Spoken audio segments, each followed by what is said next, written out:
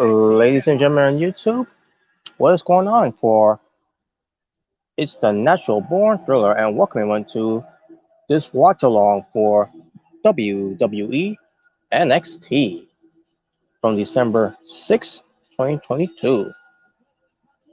Let me double check. Yes, the 6th. And this is not only pertains to watching WWE NXT for this edition, this will also be the NXT Deadline Go Home Show edition, which is coming this Saturday. What's this here? Oh yeah.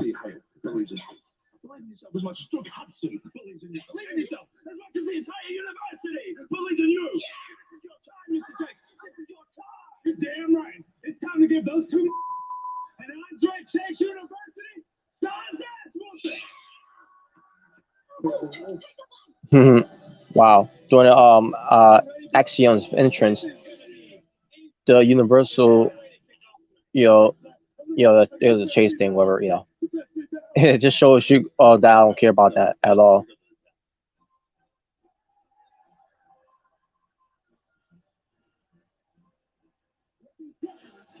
I'll tell you what I do care for though. Thea Hale, the one who's always fired up, the one who always look like who's got so much energy in her. Obviously, because she's 19 years old, she's all pumped up and everything. And she's not even in the match. She should be. I think she should have been in a match with the women's. But I guess she's not ready yet. She's got a lot to learn, I guess.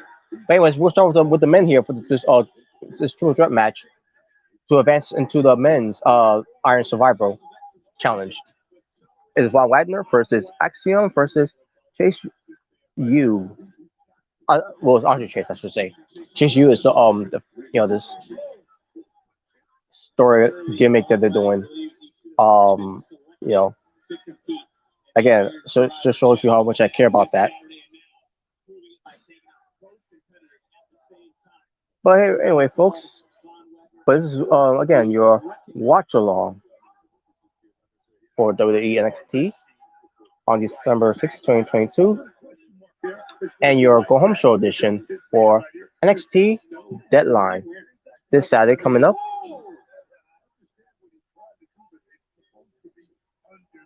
Now, hopefully, Von Wagner gets the win. I'll be fine. I'll be fine with Action winning too. And another person against Andre Chase in a way, Chase him. Other than his attire, looks like he's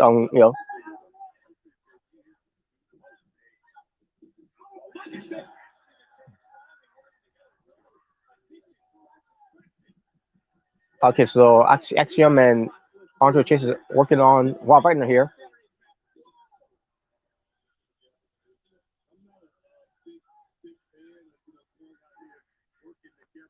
Later on, we're going to see Grayson Waller and the Grayson Waller effect of the ones that's going to be in the match.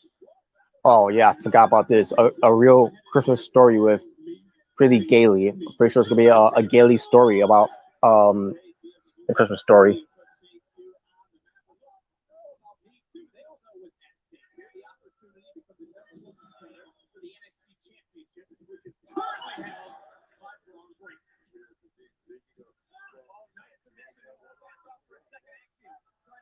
So yes, Bob Wagner is now in control here.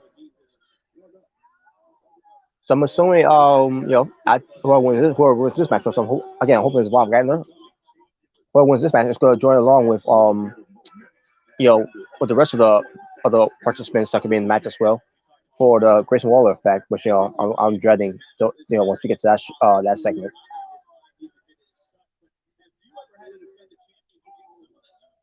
And we have a guest. What's up? What's up? What's up? What's up? Yeah, I'm not watching the show because I'm at my parents' house, so I watch highlights. But I hear that it's a triple threat match going on. Yep, for Axiom, Andre Chase, and Von Wagner. Okay. Yeah, I think Von Wagner is gonna win. Or they pull a swerve and give us Axiom, which I wouldn't be. I would be fine with Axiom. Yeah, I'll say I'll be fine with him too. Um, so yeah, if I'm going to win, that means it's gonna be an all heels. Um, come Saturday. Yep.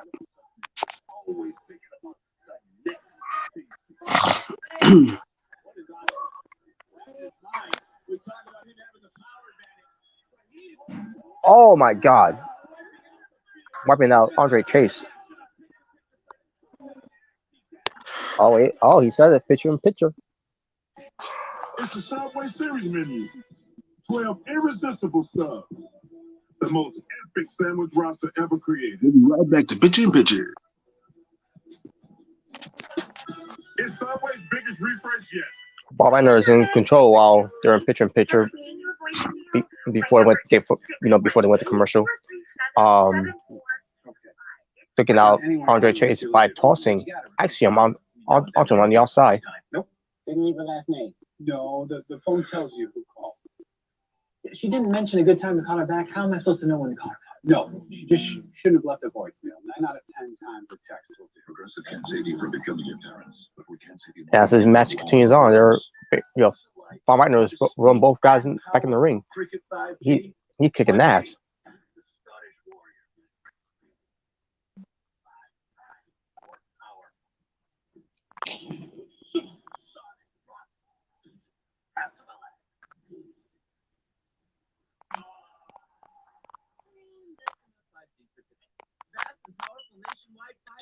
Bob Reiner is rocking the braids tonight.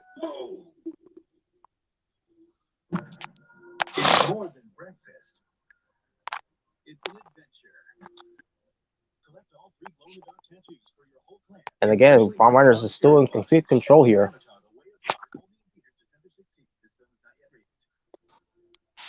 Freshly certified B Corp, Espresso joins a global movement using business as a force for good. So we don't just cultivate beautiful coffees today. We're committed to creating a beautiful tomorrow. Espresso. What else? How white do you think your teeth really are? Let's try the tissue test. Oh, still yellow. There's toothpaste white and there's pressed 3D white strips white. White strips safely work below the enamel surface for whiter teeth in 3 days. Guaranteed. A zillion times whiter. Guarantee. Super excited to open What a up little my crap. diploma from Southern New Hampshire University. I guess if you keep buying the product, maybe it works. Eventually, you'll get there.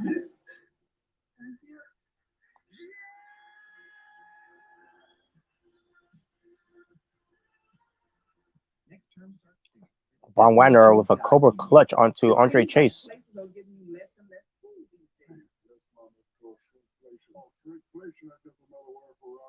This is Shaqflation. It would. That ain't that huge. Extra pepperoni, extra cheese on that thing. With Downy infusions, let the scent set the mood. Downy calm. Feel the difference with Downy. You're cooking wood. Normally I have a sword. Okay. Why do you have this stuff to get my life back? It's like a puzzle crawl on your face and die. Please, fuck me quietly. Puzzle moves only in theaters. CPG.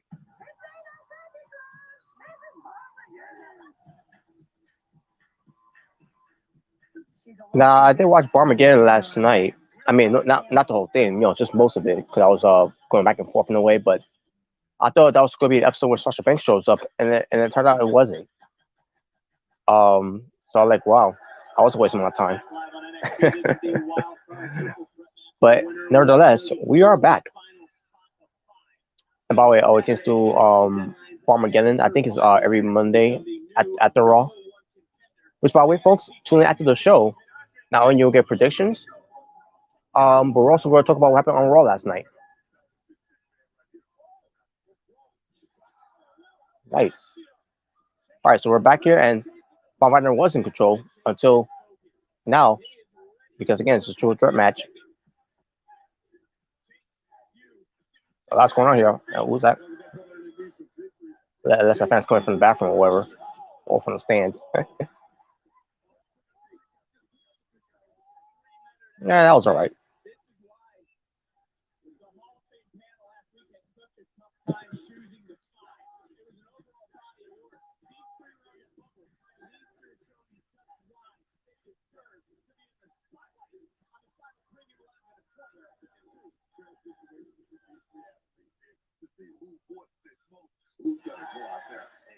So this is for the men's. But later on tonight, we're going to be seeing Winnie Chu versus Fallon Hensley and Indy Hartwell. Excuse me, folks. I'm sorry. Believe it or not, I just woke up uh a few minutes ago. But yeah, but the women's triple threat match, to advance into the Iron Survival Challenge for the women's between Indy Hartwell, Fallon Hensley, and Winnie Chu. Oh God, here we go. This stupid spelling of Chase U.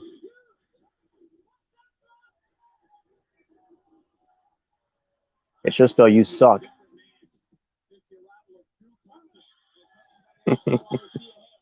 Oh, don't make any sense more. Learn to spell.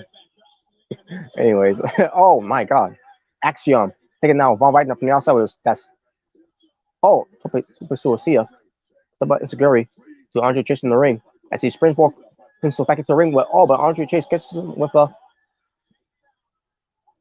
Tiger driver, Tiger bomb, which but I think that's actually Tiger driver.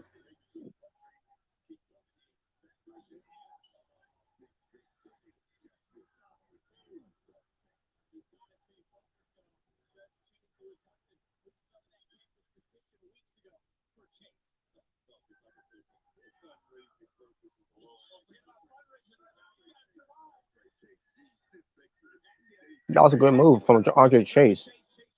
Again, I'm not crapping on his wrestling. It's just his gimmick. I don't approve of his gimmick. Oh, Von Wagner with a boot out of nowhere to Andre.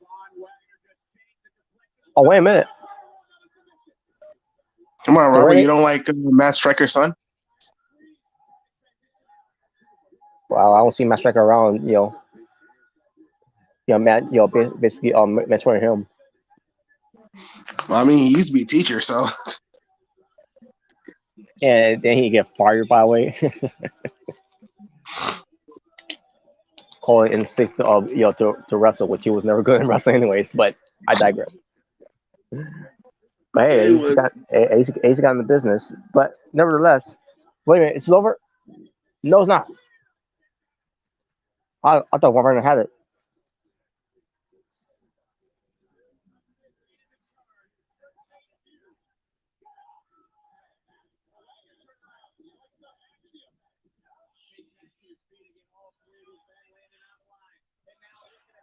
Wow, by Andre Chase, a reverse DDT to Axiom and a DDT onto Von Wagner at the same time as he climbs the top rope. Oh, wait a minute. I guess that was too much for Andre Chase to do that cross body from the top onto Von Wagner, and Axiom wins.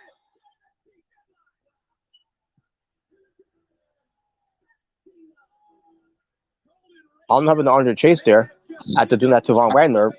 Axiom won.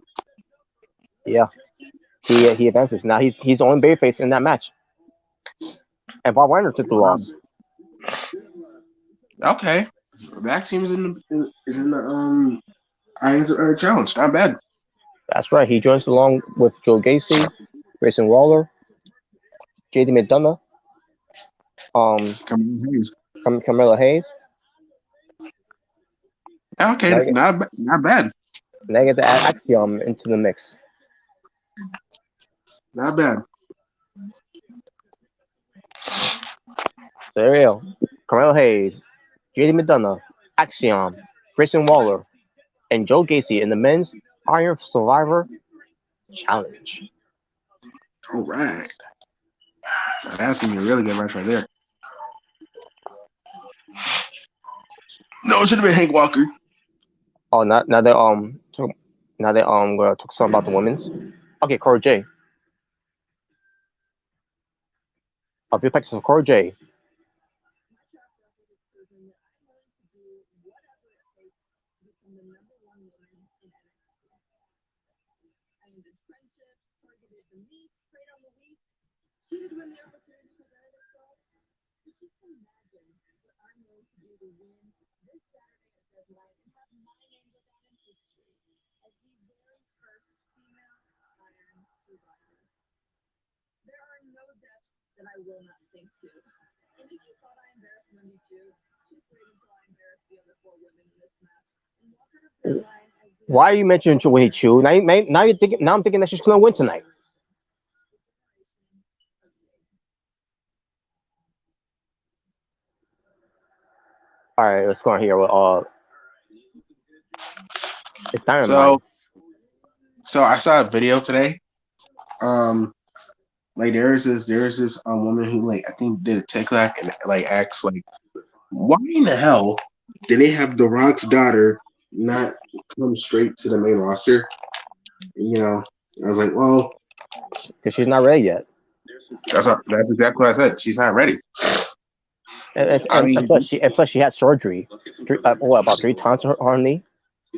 yeah, she did have surgery on her knee. She hasn't developed to be a wrestler yet. Yeah. And plus, even if she didn't have those surgeries, it's like she's not ready yet. Yeah. It's best to keep her in NXT, where she can actually, develop, where Yeah. she can continue training and developing. I mean, You can't just expect anyone to come in and say, oh, they're because they're the daughter or son of a legend in the business. Say, oh yeah, they're ready. yeah, I mean, they did that No, with The Rock. Like, he was Rocky Johnson's son, and look how that turned out at first. That didn't work well. no. Even though he has some a little training, but even when you look back then, yeah, he was ready to get in the ring, but he wasn't ready to the Yeah, he was ready for the ring, but he wasn't ready for to for the develop. audience. Yeah. Yeah, or they want him to go out there and smile. That's basically what they wanted him to do. Yeah, he was just a generic smiley babyface, and during that time, people did not like that. Yeah, if this man never learned his lesson, with guys later on. Well, yeah, he did. Yeah, he did. And he was trying to do it with Kill Rodriguez, and that still didn't work out. Well, Raquel's a beautiful smile. Why not? And on top of that, Ronda Rousey, that wasn't even worse. It was more cringe than ever. It was more cringe than ever. She didn't even look like she looked she was forced to smile. Yeah, and we all knew that it was just her phoning it in. Like I'm just told to smile. Yeah. I don't really care, and yet you're still here. And you're presenting yourself on my TV. At least Raquel is convincing. Yes, she is. Like, But hey, she's like, hi, I'm smiling, yay. But I guess she got. And it's not. She's still doing the smiling thing. But hey, there's another reason to smile because this man's gone. She probably found him annoying too. But nevertheless, so up next is gonna be Braun Breaker. I guess he's gonna be doing fishing again. Okay. Yeah, because I saw a picture of him fishing. So I think it must fishing have. For freaks. But I thought we saw that already. But I guess he's going fishing again. Yeah, he's gonna be fishing with Apollo Crews. All that, yeah, it could be different. I don't know if Apollo Crews gonna be part of it, but we'll see.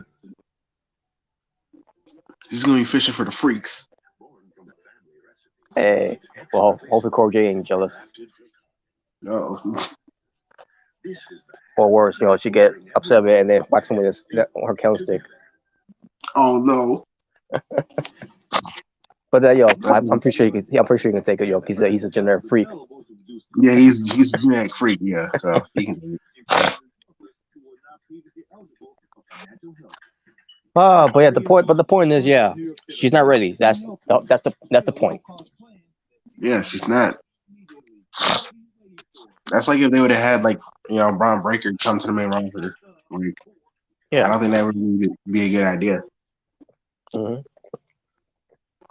We can change this game. You know, some people just are just impatient. You know, they want to see him now. I want to see him now. Just because she's the Rock's daughter is like no. Exactly. Like I said, same thing happened with The Rock. You know, he was rocking my idea, and that didn't work so well. I mean, do you really want the same thing for her? I don't think you do. I don't think so. Yeah. And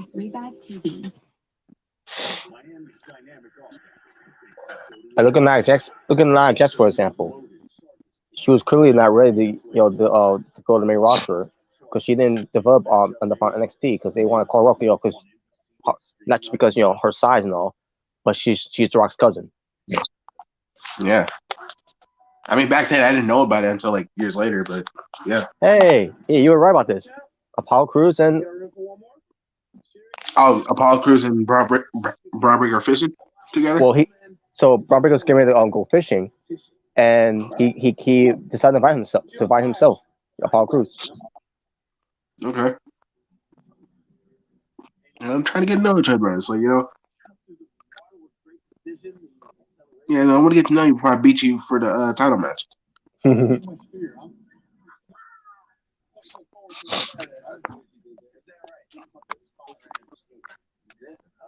All right. You gotta teach me how to do this, man. I've actually never been fishing, as surprising as it may sound. Pick the line with your pointer finger, pull towards, yep. Put the spool up. Okay. Rear back, let it go. Oh. Look at that. Natural in the ring, natural in casting. I got it, man. Let's see what we can. Look, man, I got to give it to you with that standing moonsault that you do. Yeah, I kind of did it one day. I've always had the hops. Always had the hops, yeah. I'm pretty sure he's done a lot of that in the Indies. Yeah. No, I remember when Braun Strowman kicked him when he did that. And I was like, awesome. I was trying to remember, does Braun Breaker does that too? And I was like, okay, yeah, actually he does. Yeah, Braun he does do standing moonsault. To learn to count on my own moves, right? It's just me, you, and the fish out here. Man, don't look like there's any fish out here today. Let me ask you something, man. Does this really actually help take the pressure off being champion, or is this just an excuse to be alone? It's just so peaceful out here. As soon as you hold that NXT championship, so much pressure comes with it. Not to mention fighting the best of the best. And you got Gunther, Gargano, Ciampa, and Ziggler. That's one hell of a list, if I must say so myself. Okay, I will not include Ziggler in that. I will not include Ziggler in that list. Man, I mean, they had good matches, but still. I'm pretty sure they did. But Braun Breaker, Tommaso Ciampa versus Braun Breaker, that's what really made Braun Breaker, a breakout star, in my opinion. The match they had. Paul's got a bite. Whoa. Okay, he's got one. Apollo got one.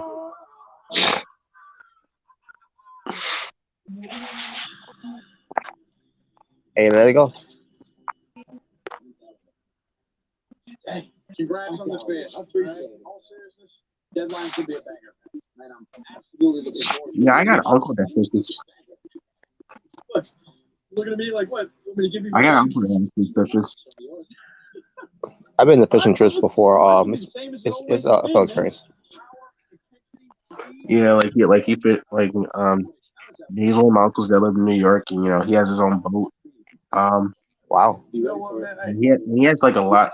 He has a few fishing rods. Today just wasn't your day. So, yeah. Saturday deadline won't be your day either. Want to talk to some more? All right. So what they're doing here is basically a friendly competition. It's all about competition, but at the end of the day, they're still bosom buddies. No, we'll see how long that lasts in Deadline. Yeah, I think Paul might turn heel if he doesn't win on Saturday. I mean, I'm not saying that's how they're portraying it, but what the hell? in the Yeah, I sheer kind attacking some random guy, who's getting to wrestle. And yeah, probably he's a black wrestler, but of it's whatever. I didn't catch his name. That's why. What the hell? So you said it's Veer Mahan and Sangha. It's Who's the exactly? it's the Mexican Colorado coming out. Wait, Oh you told boy, me he was the opponent for that guy, is he? and Is now you said it's Veer and and Sangha? and now he's pretending he can't get in the ring because he pulled a hamstring.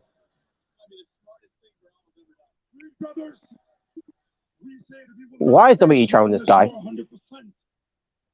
You have a heart, but clearly you were not 100%. Talking. First it was Veer Mahan, but now it's Oh, so okay. So you respectfully decline your challenge. Oh, we'll wait until you're ready. We are the Sangha. new Authors of Pain. Wait, what?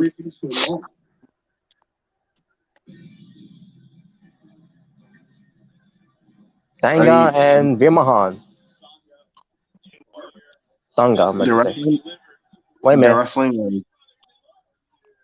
Here comes the Creed brothers. They're being held back by referees, and every now and Oh, the Creed brothers and Veer and Sangha. Okay, they're being held back though.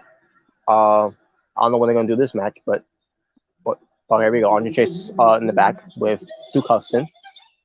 that sounds like a pretty good match right there. Hale's got a match tonight. Oh yeah, she's losing. She's going against Aladon.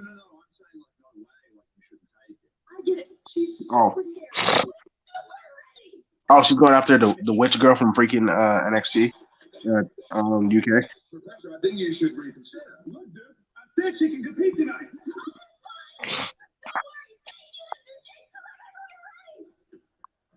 Look, Mr. Chase, I understand that you've lost and you're not in the Iron Survivor Challenge. But damn it, dude! I've made my decision. Smart moves in WWE is brought to you by Progressive. Hale's So you think it's progressive. gonna be Thea Hill versus Isla Dawn? You said. So yeah, Thea Hale versus Aladon later on tonight, and she's just gonna be fine on that. Wherever. Well, She's based on gonna them saying destroy. that, she's gonna get destroyed. Yeah, that poor girl, so young. And Duke Hudson was trying to try to talk to Andre Chester out of it about it, but he's like, he made a decision, so he's gonna he made that bet. He's gonna have to lay in it now. If something happens, sir. I mean, it's a teachable moment. So Mm-hmm. He might be fired from his Chase University school. oh boy, Because of that. he might be expelled. Oh my god.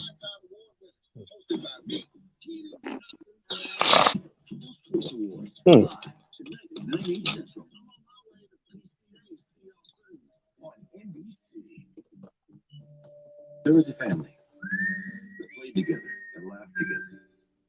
But as they grew older, opinions widened. Conversations became heated. So now, and reunions became uncomfortable.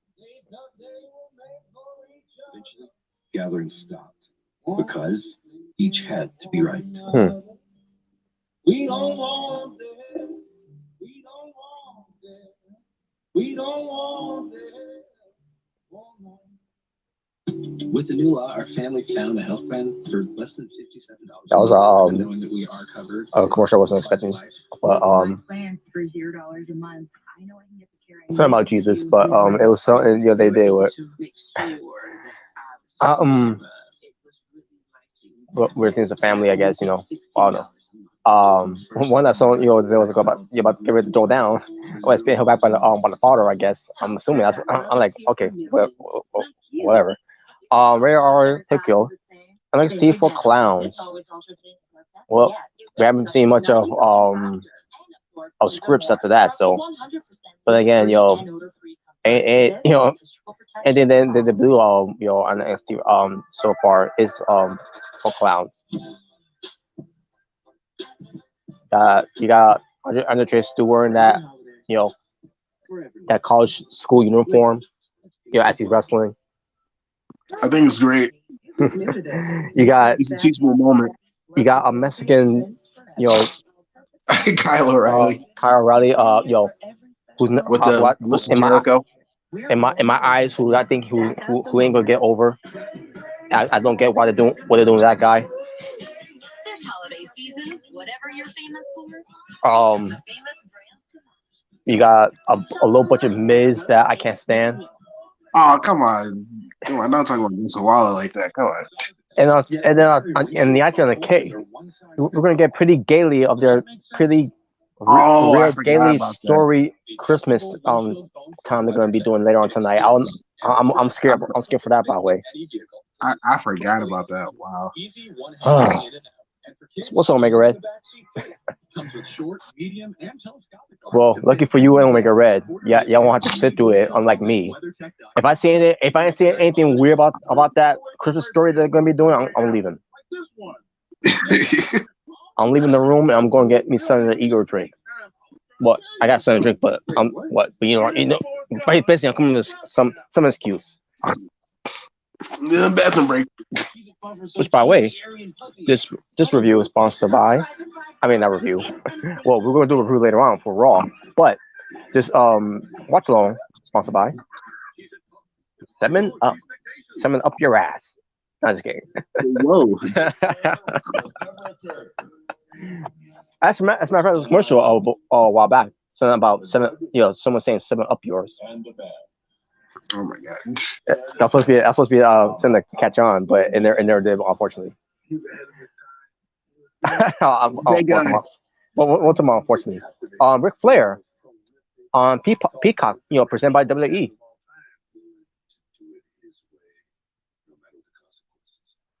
People are starting to worry about him. Ric Flair, are you kidding me? My dad has to slow down. How the hell is he doing this? It was almost like he wanted to I hear this guys that are on there. You got guys like Triple H, obviously Ric Flair, obviously. Charlotte Flair, you know, Jalen's favorite. Shawn Michaels, Booker T. Oh, hey, look at this. Actually, you can't look at it because you're not watching anywhere.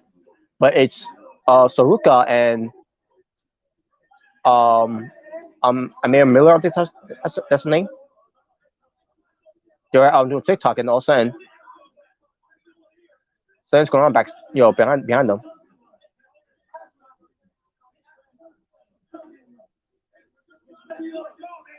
Oh yeah, it's the black tag team wrestlers I don't care about. Wow. Apparently they're arguing with Jenkins and the other guy. Why can't they give him a tag team name? Yeah, they should. They should tag to me. The Hillbilly Boys, whoever. Oh, I thought you were talking about the Black wrestlers. Who cares about them? Wow. But anyways, we got Tony D'Angelo back in the ring, back in action. The Don of NXT. That's right. And I did see. He got Stacks with him.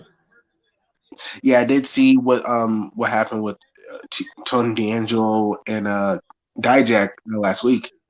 He pretty much like tried to bribe him, like, you know, to I think take out Wesley, I believe. I thought maybe they were in some type of cahoots, but that's not. I guess that wasn't the case. Dijak walks alone.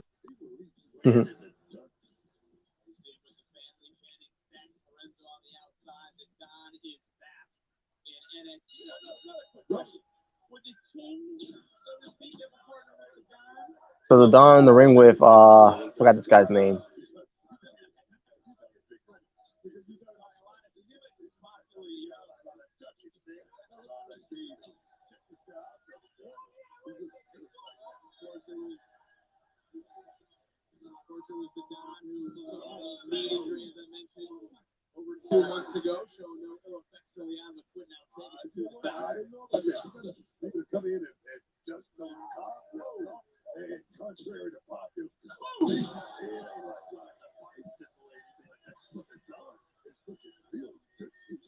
What's this guy's name again? Quinn. What Zaya Quinn? Okay, Zyquin, yes. Yeah. He's facing Tony D'Angelo in the match. Oh, okay.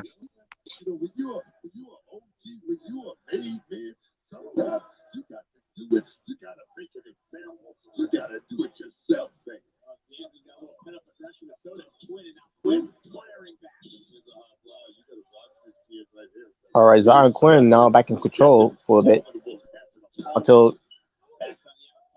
Tony D'Angelo. Oh, a small drop by Zion Quinn.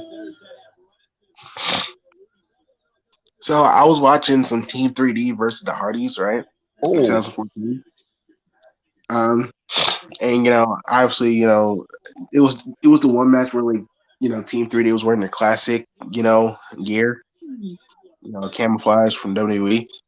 hmm I didn't realize it until now, but I realized like it was a little different because since they can't really use the Dudley name. yeah.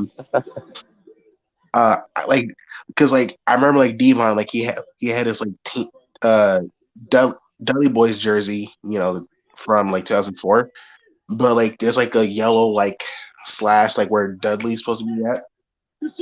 Um, so it was literally called like the 3D Boys. So Mhm. so that's what it looked like. I was telling you guys no talking. Yep. After winning his match against Zion Quinn, no surprise by the way. Yeah. Zion Quinn has not been featured that much anyway. So, Brings check is by the way.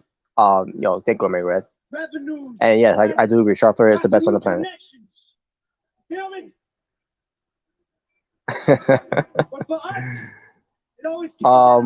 Saying about Chase is going to turn heel. I don't really care if he is heel or not. He's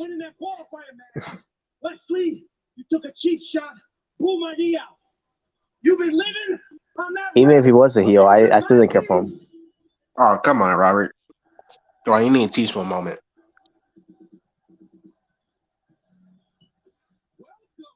And here comes Wesley, the NXT North American champion. So I guess that just going to come out pretty soon, right?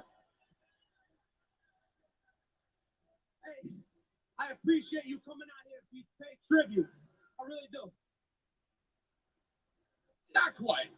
See, everyone knows that you've been eyeing me and my title.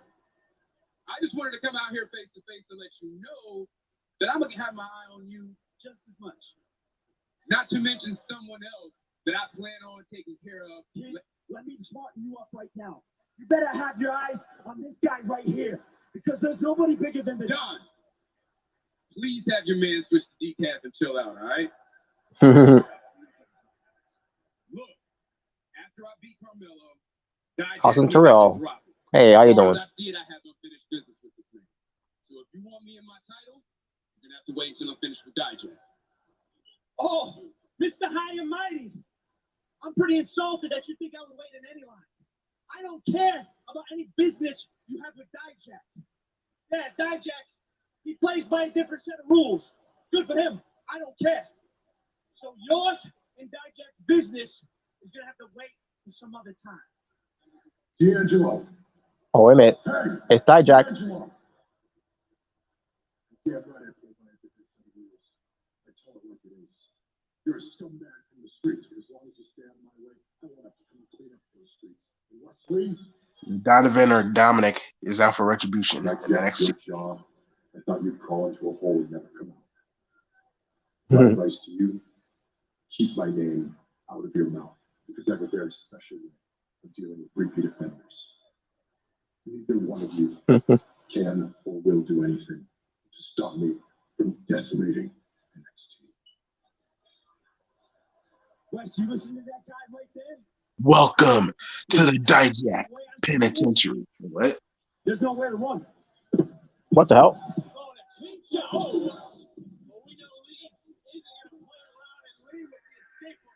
He escaped.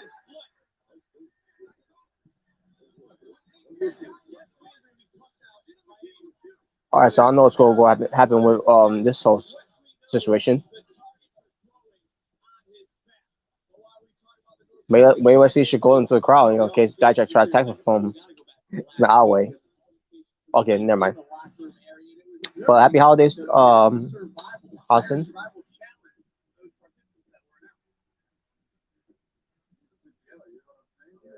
Oh God, there's Hank Walker.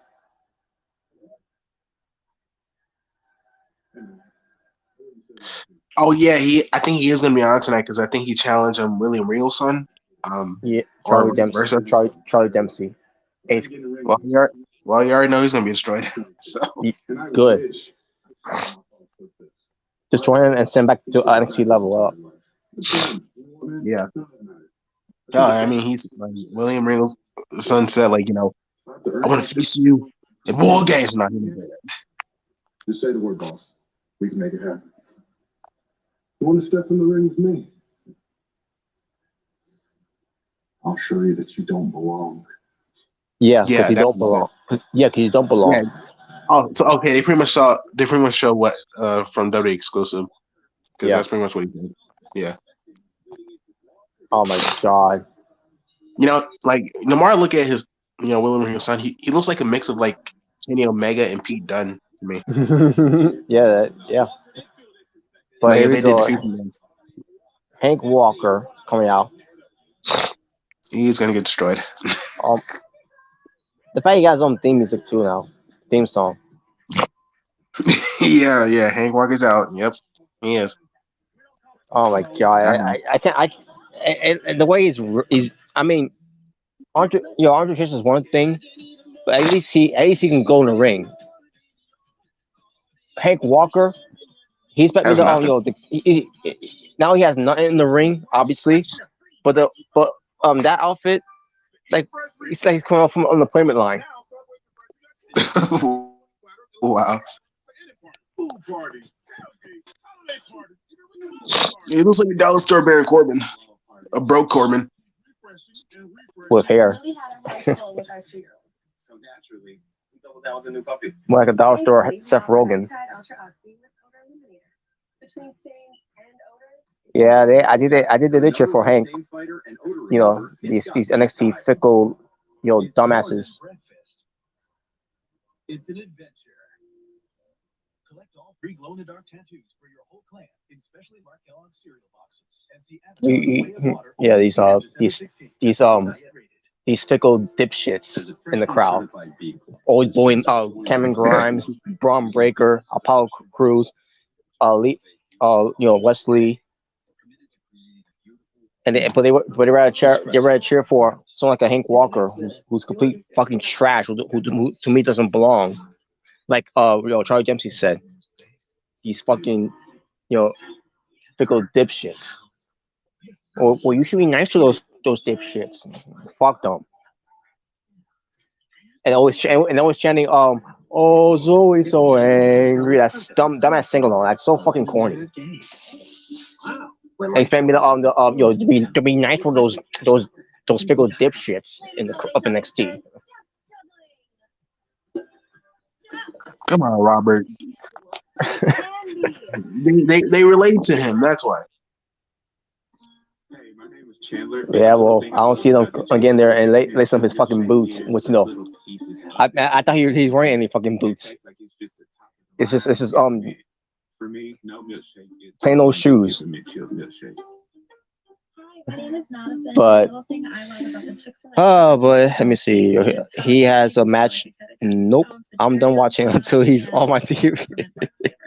Well, I think he's gonna get destroyed either by Charlie Dempsey. But then again, I'm worried that he's gonna give him some offense. I heard that NXT crowd booing Axiom. I didn't notice it. To be honest with you. Then again, it wouldn't surprise me because it probably was from the side of the Chase University fans, because they wanted to see Andre Chase win. At least Andre Chase can be entertaining. It's like freaking Hank Walker. Like no, not at all. I don't get what they see in Hank Walker. That's what I don't get. Is heading into uncharted waters with 5-star service and 5-star adventure. You only live once, right?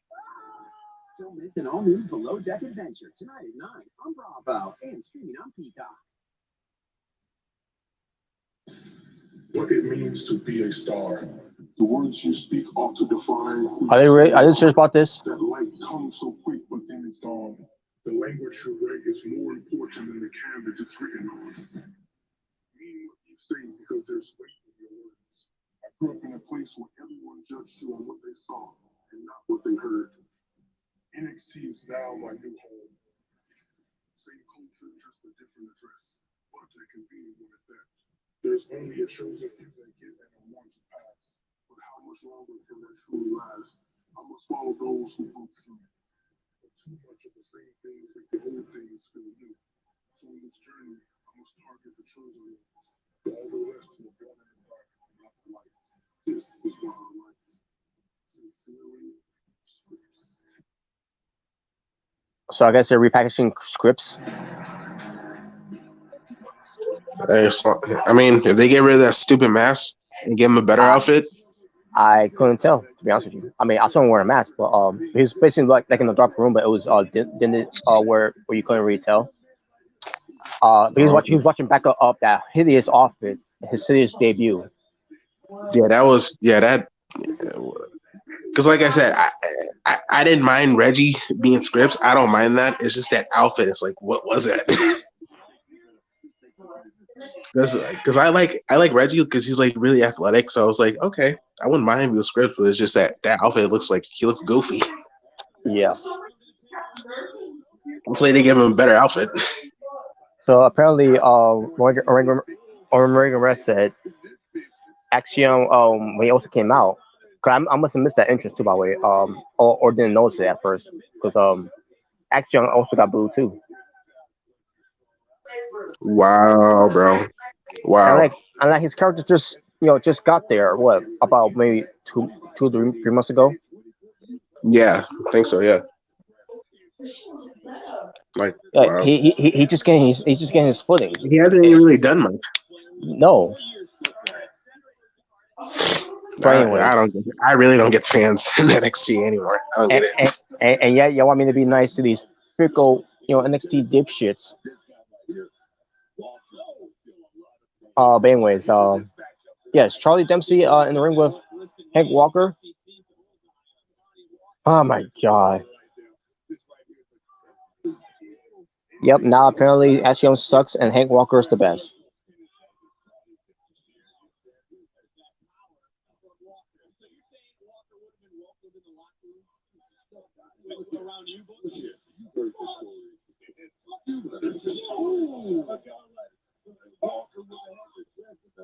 Just destroy him already.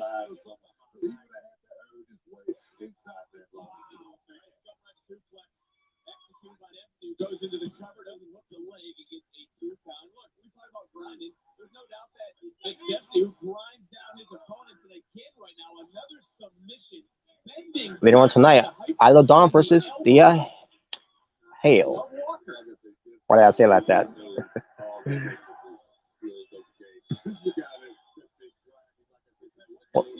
What's this? Wait a minute. Drew Gulak. And the crowd's going nuts for Drew Gulak. Just for a moment, though.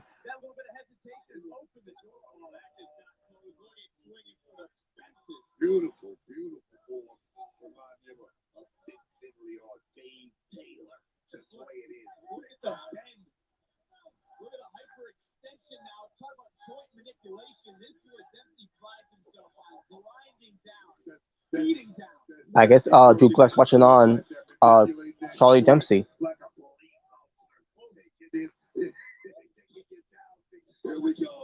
Oh, Drew Gulak is there? Yep, he's there. On NXT.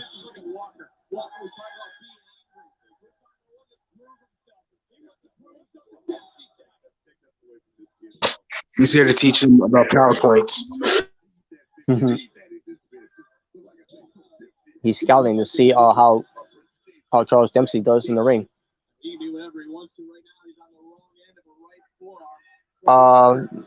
You know why I have Bobby Lashley? Why not I mean, you know what? Why not have Bobby Lashley go to NXT and just make Hank Walker his punching bag? I agree.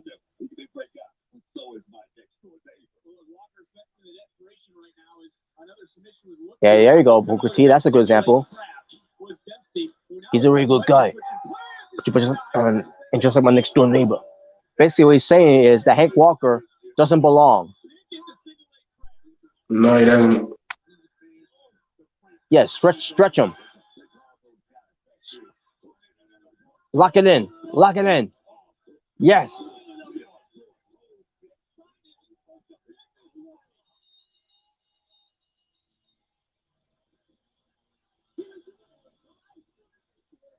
And Hank Walker loses. That's the important thing tonight, by the way. He lost, but he got taught a lesson, and then Drew Gulak just left.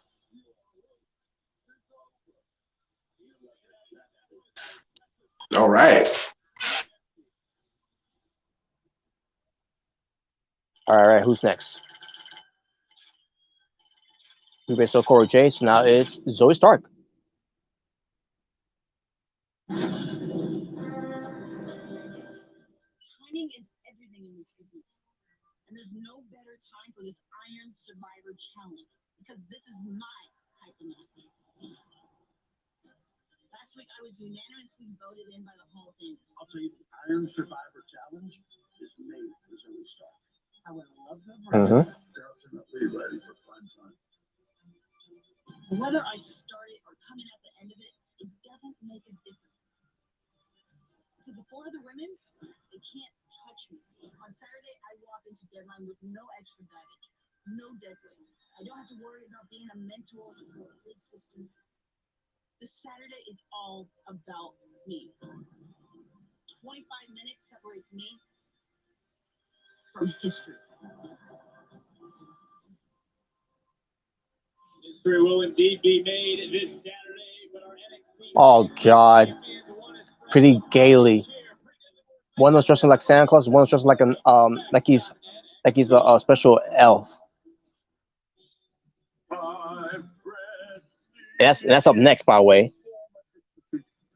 Well, it's just not like a video vignette. Potentially a real Christmas story. I guess they're coming out, to tell this Christmas story in front of the NXT crowd. The fickle dipshits. And breakfast infused with togetherness.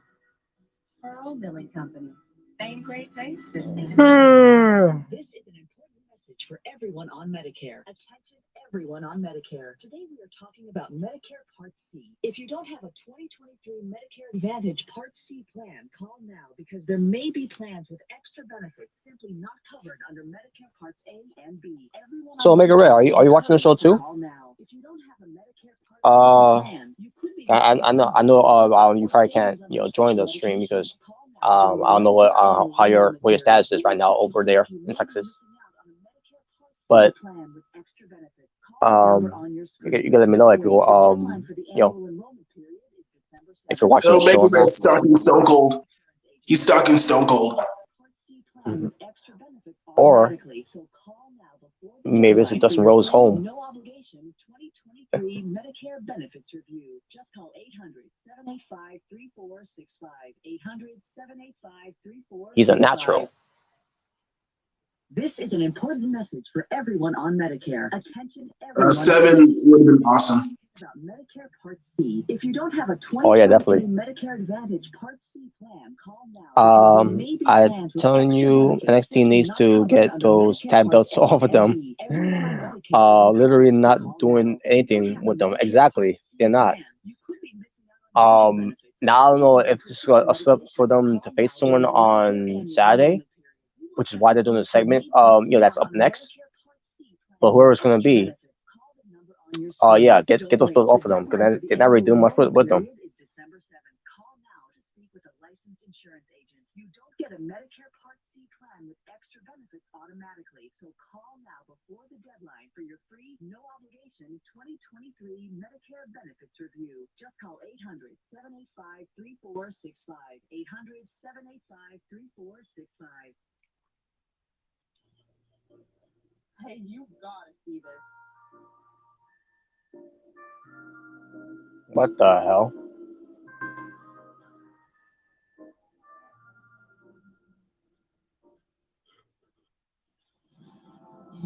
Bacteria eHarmony. throughout your home. Wow. Help stop the spread with That was a weird commercial of the to pertains to me and your match. Be confident you're clean. Microban 24.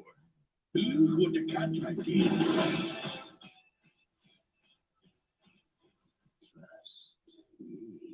You call that cute? What the fuck? What the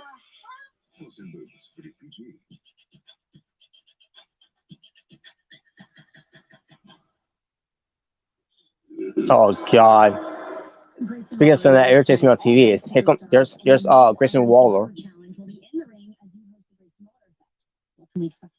Oh, Mackenzie, you've missed me, haven't you? But tonight's going to be exciting. No one misses you. Because in only 4 days, it's the final WWE Premium Live Event of the year. We're going out in grand style, the Deadline. You don't have to soften me up, lass. We both know you don't like my talk show, The Grayson Waller Effect, because it proves that I can do your job better than you can, and you can't do my job because there's no one on this roster who can do what I do. That is why I'm the odds-on favorite. And that's annoying people. Yeah, you're doing a good job with that, by the way. In the main event, by the way. I want to see where these guys' heads are at. I want to size them up, get a mental edge. Grayson Waller is the best. Wait, is that segment in the main event? When they feel with Grayson, Waller. Get the hell out of here, Ray. You're annoying. I feel sorry for you, Mackenzie Mitchell. Yeah, and I thought Mexican Kyle O'Reilly was worse. And they literally they literally decorated the ring with Christmas items. Well, I mean, it's December, so it makes sense. Wow. There wasn't time with this shit. But they could have just done it backstage. There's only one chair. Oh, okay, I get it. The chair's for Santa. It's for Santa. And the elf have to stand. Okay, I'm done. I'm out here. He's sitting on his lap. I told you I was going to leave.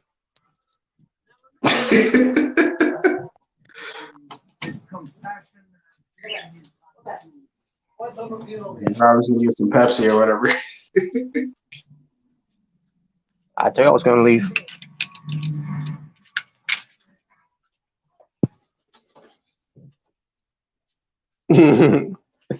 I'll do the stream for Deadline on Saturday. That's Omega Red, by the way. He's saying that, and yeah. But yeah, I left the room as soon as I saw that one pretty gaily sitting on the other one's lap. I'm like, yeah, I'm out.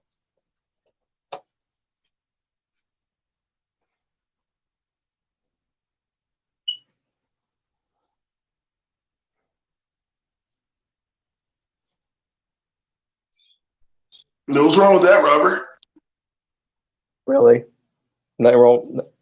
Yeah, and guess what? I'm pretty sure these pickle dipshits love that shit. I think it's great. I think it's great too. Dropping a nuclear bomb on all of them in there.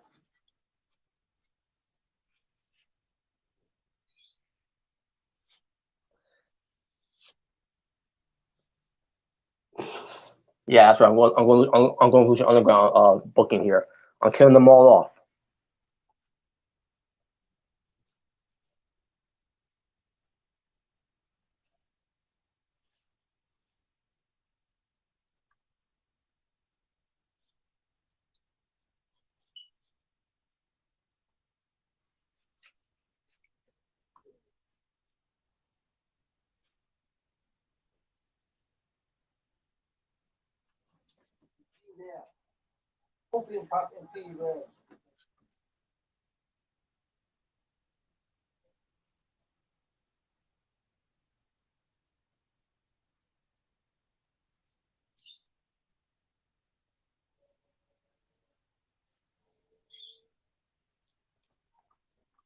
All right, I see Omega Red are laughing emojis there because I walked out of the room.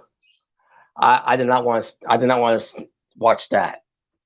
It was bad if I saw them feeding each other. What was it about a month ago or two in the hotel room.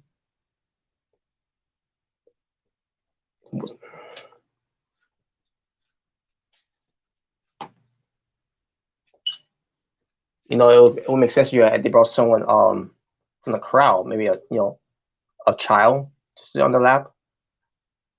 That's how it usually works. Hell, they would actually would have won me over if they would have done have a woman sit on the lap. Okay, that's fine. But no, it has to be one of the pretty gay tag team has to sit on his lap because he's an elf, and then one is just like Santa.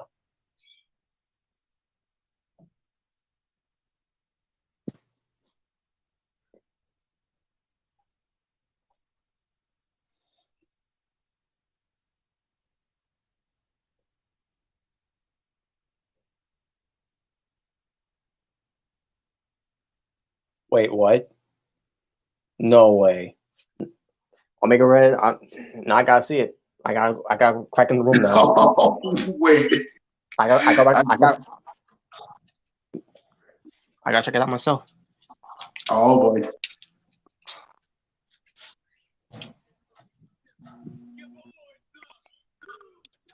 Wow, they are there. Wow, dude. So why don't you two put those tag team Well, titles on at least I hope they're not twerking. So. Wow. So WWE they can't do anything with New Day on be on the main roster because they can have them be tag team champions. But now they got my NXT and they're in the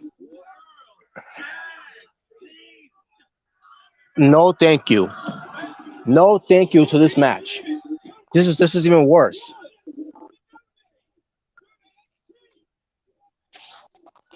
You gotta be fucking kidding me. Yeah, they're gonna do it. They're gonna do the New Day versus Pretty Deadly, bro. They're gonna do it. How much you want to bet that the New Day is actually gonna win?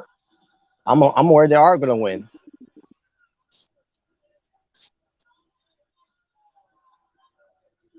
But you know what? I don't think they're gonna win. I don't think they are gonna win. It's just another tag team for Pretty Gay to beat to claim that they're the Yeah, best tag team on NXT. that's probably what that could be. You know. So like in Pretty Deadly Beats, it's like we beat the New Day.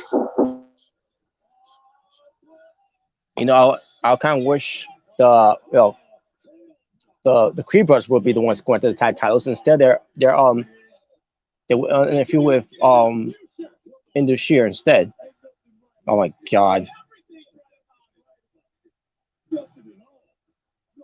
I really wish Omega Red was joking about the whole New Day shit. As soon as I saw him out there, and I'm like, God dang it!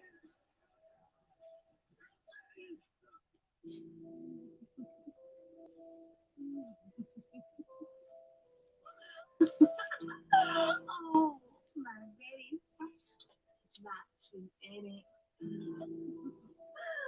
Oh, I'm a fire. I hope you're watching. So Isla Dawn is up next, and basically telling Alpha Fire, I hope she's watching. So basically, with that, Isla Dawn, I don't get I her gimmick of what she's supposed to be, but she's a heel, and apparently she's been doing this on NXT as well. Because I mean, obviously she's on NXT, but I meant to say NXT UK. So this is the gimmick that she's been doing on NXT UK, I should say, because apparently she turned heel on during that time. But so yeah, I don't know what she's supposed to be, and what she's doing, but she's still acting, she still looks the same in a way, except with different different type of makeup. So I guess we'll see how the develops a lot more once you see how it turns out. Um, Don't tell me they're actually doing New Day versus Pretty Gaily. Yes, they are.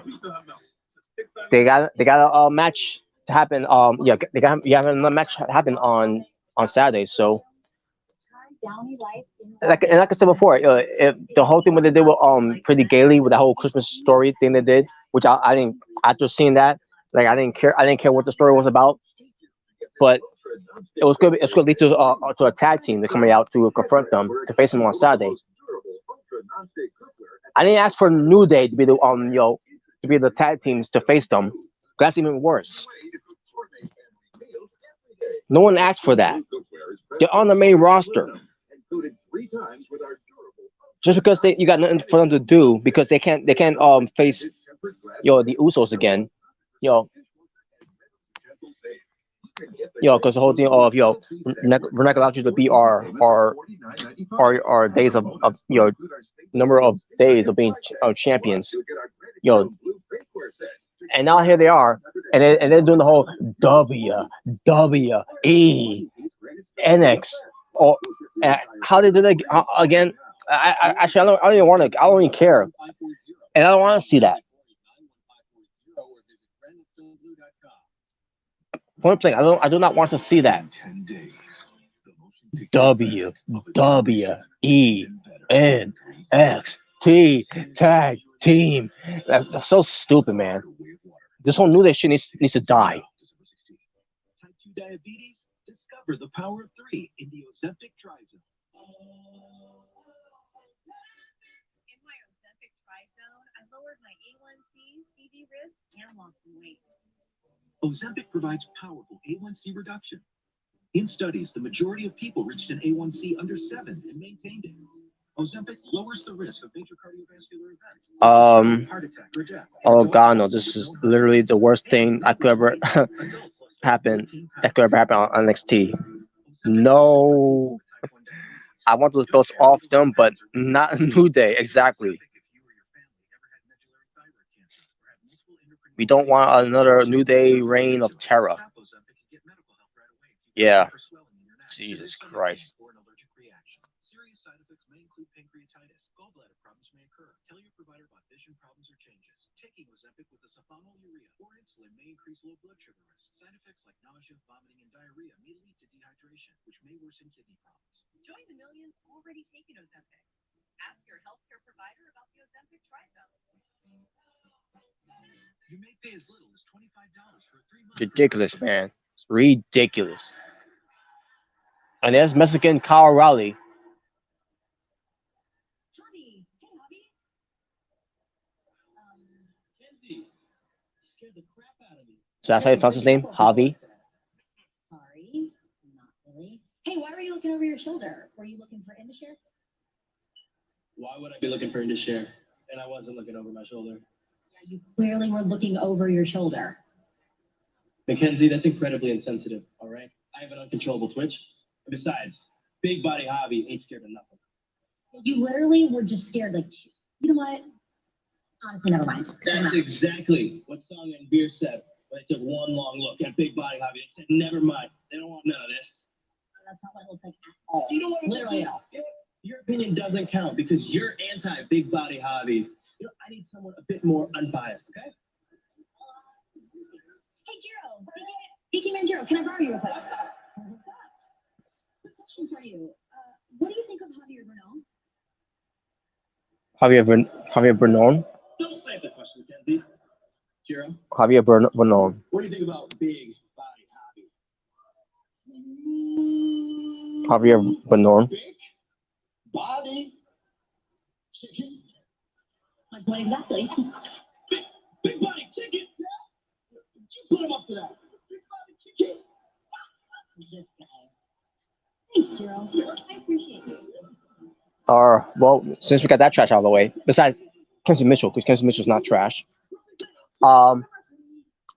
Thea Hale. She's ready. Is she ready for Aladon? Duke Hudson doesn't think so, but Andre Chase thinks she is. So we'll see who's right. Once you get to the arrival, in-ring debut of Aladon. I love the entrance, by the way.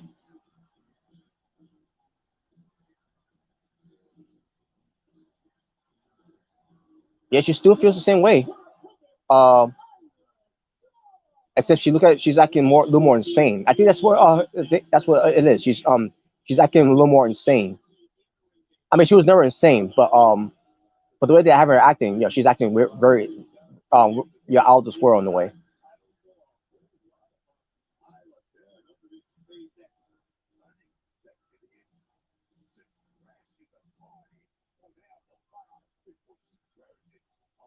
Same pose and all, but different body type of gyro feel vibe whatever something like that. And here we go.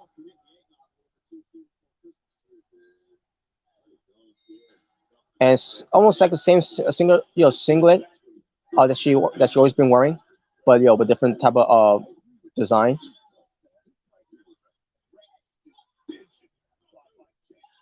more glamorous in a way.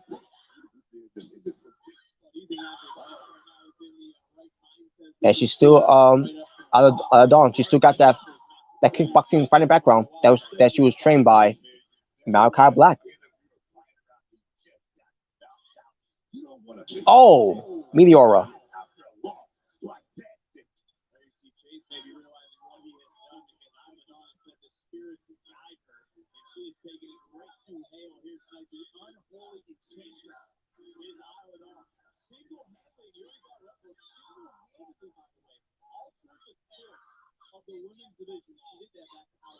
And I done with a Cobra Clutch onto to Thea.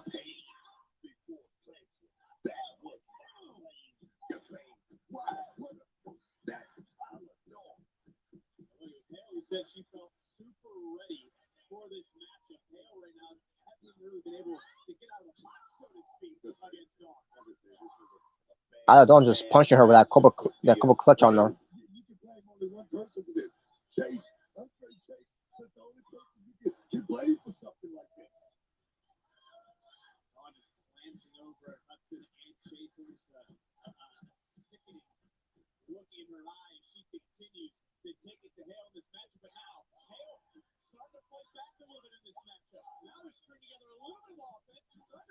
Thea's flying back here. She's showing a lot of spunk.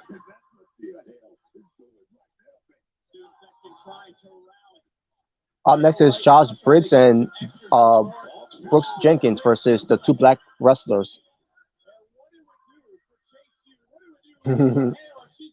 Oh, a springboard senton for only a two by but that was by Thea Hale.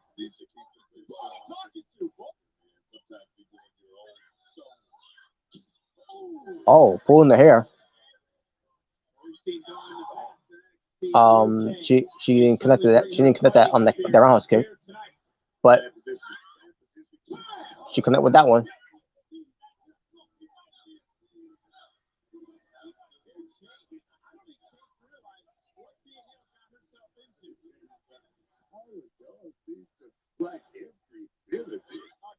Another one.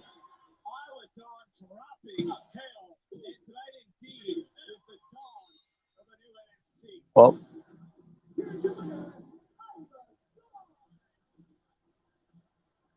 and Aldon gets the win.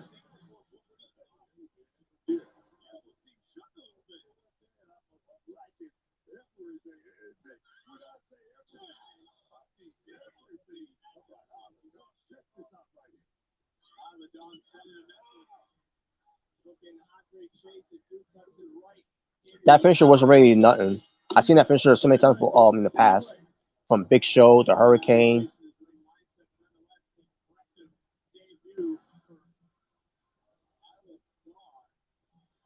Wait a minute. Where's Alba Fire? Where is she? Where is she? Oh, there she is. She came from under the ring. And here they go. Going right at it. We got more referees coming out. Then we got more referees coming out.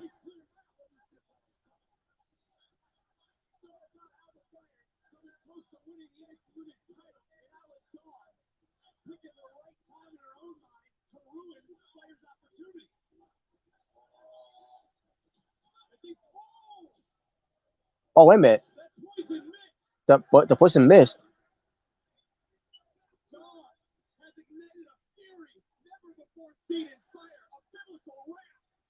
She was aiming for out of fire, but instead hit the referee. One of the referees. All right, who's next now?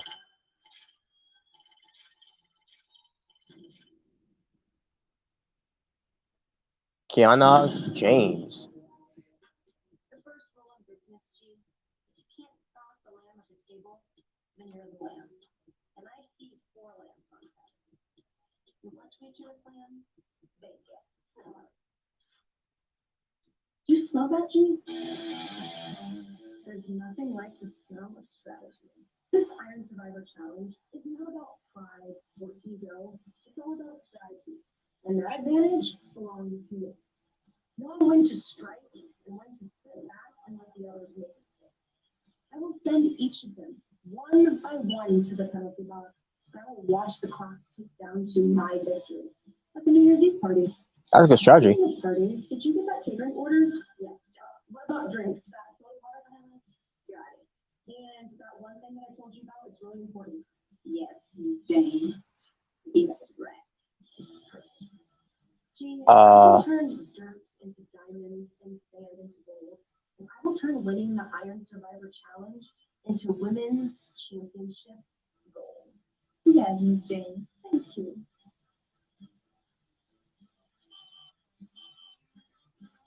Kiana James. No, I'm not available. I have NXT Deadline this Saturday. James seems very. So again, Kiana James' character, is she supposed to be a businesswoman? What tends to being a lawyer, an entourage. I mean, not entourage. Uh,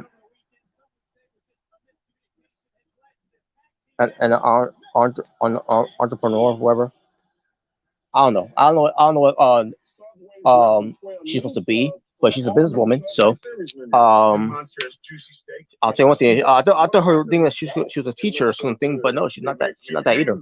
So The new Subway series. What's your pick?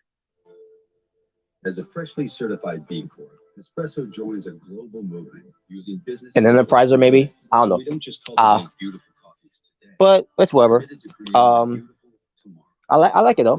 But as far as her being in the match, yeah, nothing against her. I think she's not the right candidate to be in that match. I get what they're doing with that and everything, but yeah, I'm not feeling her being in the match.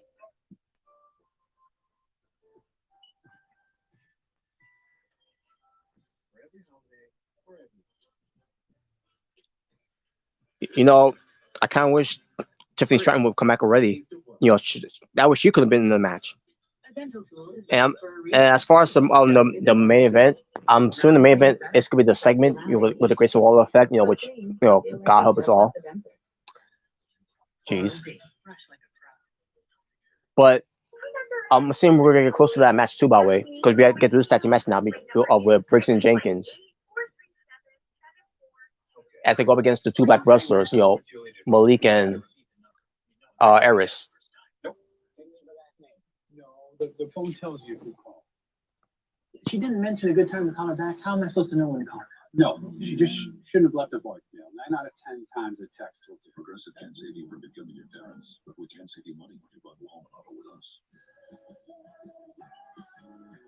Real fruit, whole grains, and chocolatey chunks. Doing something good for you. So, Make It Red. How are you going to deal with this and make dinner? I don't know if he'll be available to be on the stream after the show, but after the show we're gonna be doing 2 things. I thought about topics, but I like nah. I'll save for next. I'll save for next time. But the 2 things I want to bring up later on the show is the Raw. To go through Raw of last night, and we'll save the one thing left for last. Predictions for the full cards of Deadline this coming Saturday. But if you can join the stream, James gonna be joining later on. He'll be coming back later on, I should say. Um, but if you're not able to be on the stream, you go always comment your thoughts and your predictions of who you want to win on in the live chat. 100% natural spring water, fueled by nature. Tone, be your strongest. I'm in my last life. What happened to the older 8 lives? That fish have shellfish. Yes, sure, man. Oh God. Look at me, my last man. This is in the dark forest. After you. What? Dog? You alive? What's the rules? RPG. To rare an inchgale, Dura go jochel an Morgan agus Emer Freychon. Rev inchilchi, Keva and Bua and Ga. Hill Misha, Clatcha, Inok, Ain Ka, a Vuig me. There comes a time when a bird stops circling its prey, when it should be swift and decisive. This is my home now. Next week, I descend on NXT, prepared to witness the rise of Lyra Valkyria. Lala Valkyria, who used to be on NXT UK, is not coming to NXT, and she's using her indie name, Lara Valkyria.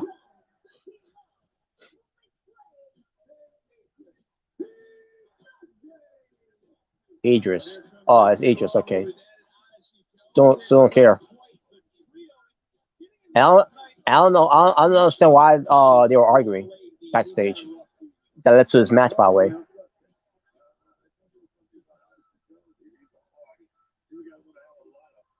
I mean, it's RT Jones.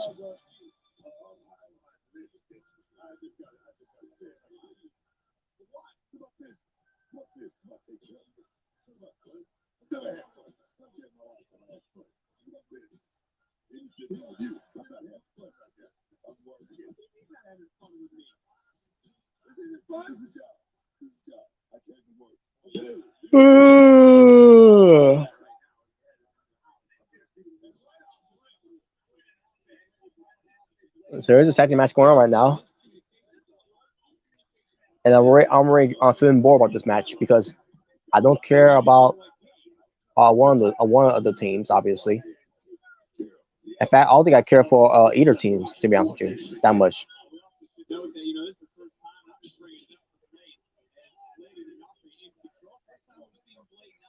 But at least I'll tell you one thing, I can talk with one of them. And by the way, sure enough, one of them missed a kick. Yo, one of those those black tag team wrestlers, they missed a kick. I think it was either Monique or Eris or Elish, however we say his name, whatever.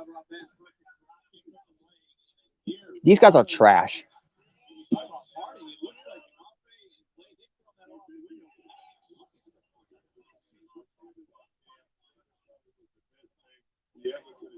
And these Briggs and Jenkins, they lay their shit in. Let's talk about this match too, because at the heart of what we saw pretty dead earlier tonight. Still, that we saw the New Day throw down the challenge for the NXT Tag Team titles, but this is also a leverage in the ultra competitive tag team division. Right? It's about leverage. It's about going out there and looking at the team and trying to do something very, very special.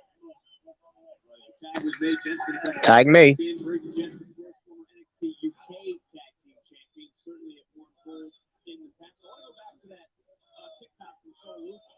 Briggs and Jensen were looking to just try to lift the spirits of the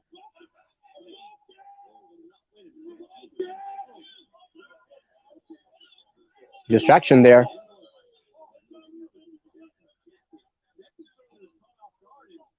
Jensen was distracted there from an envelope that was delivered by one of by Karen James' assistant. I forgot her name though.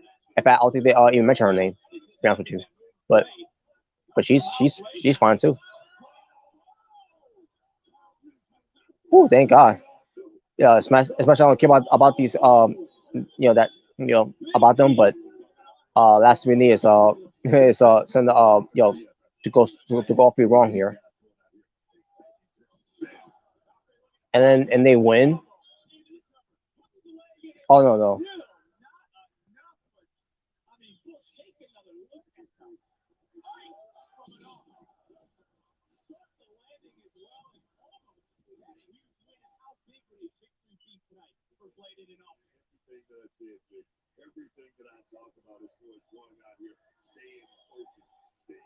Wait a minute, Von Wagner going after Aussie Jones.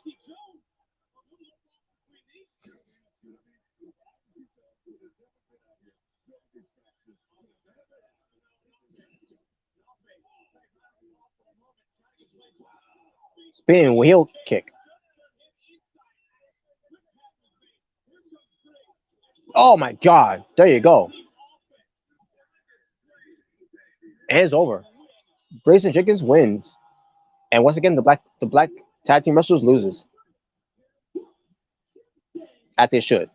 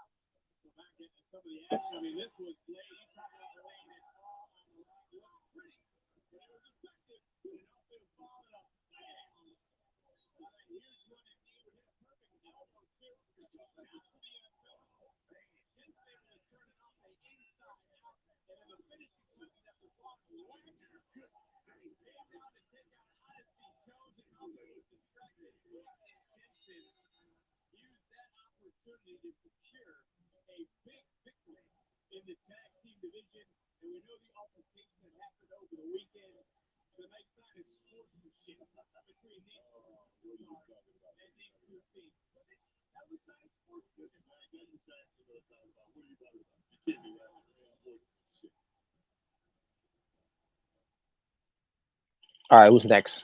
Is it Roxanne Perez now? Well, obviously it is. Yes, I love it. For as long as I can remember, this has been my dream. But I'm done dreaming. It's time to wake up and face reality. And the reality is, hell yeah, I want another shot at that Mandy Road. This time, she got scooped last time. This time, I need to face and beat the very best in the race against time. The Iron Survivor Challenge. How do I even prepare for a match that's never been done before? This is when my nerves start kicking in, my anxiety shoots up because I don't know what to expect. It's going into the unknown. If I go in there on Saturday, unsure of myself, second guessing every move, I should just put myself in the penalty box and never come out. If I want this so bad, then I have to stop talking about it, go out there, and win it. So I guess the only person that can stop me from walking out of Deadline the Iron Survivor is the person I'm looking at. Oh, history will indeed be made all this right. Saturday. Well, Deadline. here comes Indy Hartwell. Now we get the women's triple threat match to see who's going to advance. I really do hope Indy Hartwell wins. I feel like the story has not been developed yet enough for Roxanne Perez and Indy Hartwell. And Fallon Henley, I wouldn't mind her being match 2 in a way, but I do not want to see Wendy Chu in that match. Because don't sleep on her. Don't sleep on her.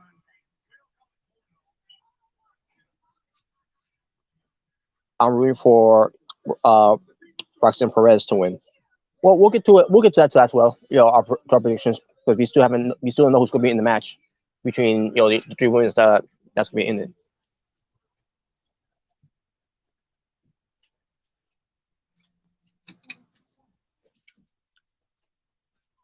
You got Winnie Chu, which I don't want to be in the match. Fallon Hensley, which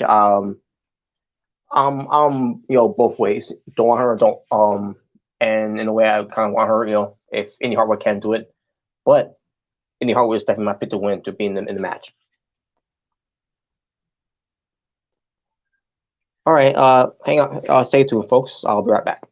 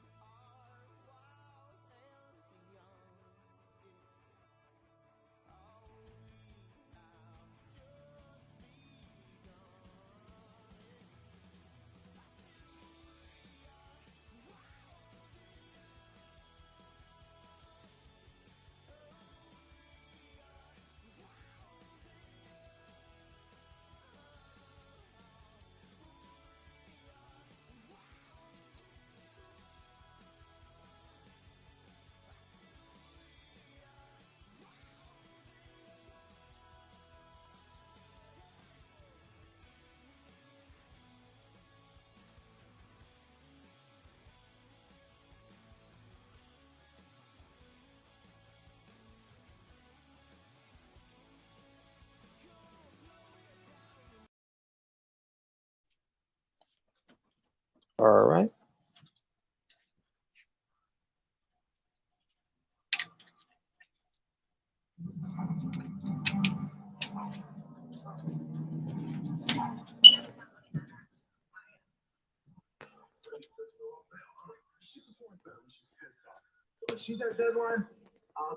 All right.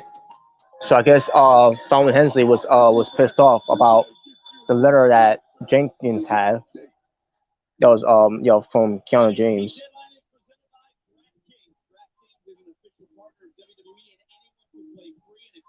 And here comes Winnie Chu.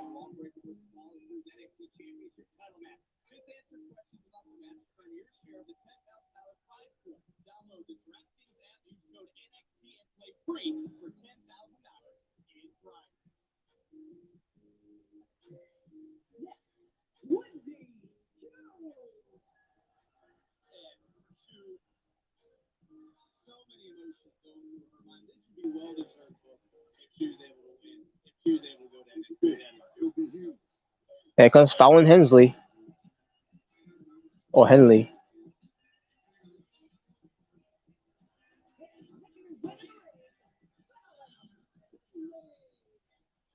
Fallon Henley.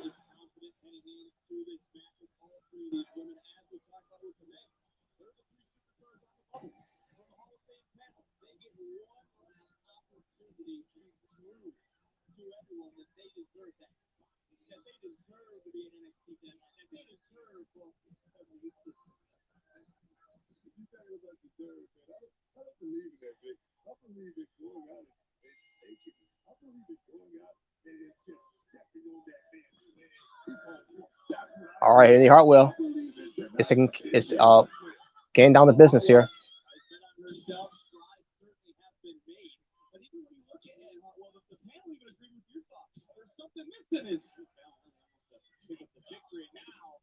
Working together as a team. I feel that too. I've always felt like there's something missing with Indy Hartwell tonight. I'm hoping that she can go out here and find her way into that match. Near fall. Motivation there.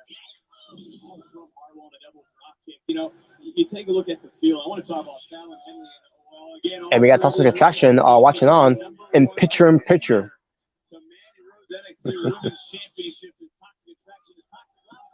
Oh, wait a minute. Oh. Wow. By Andy Hartwell trying to pin both.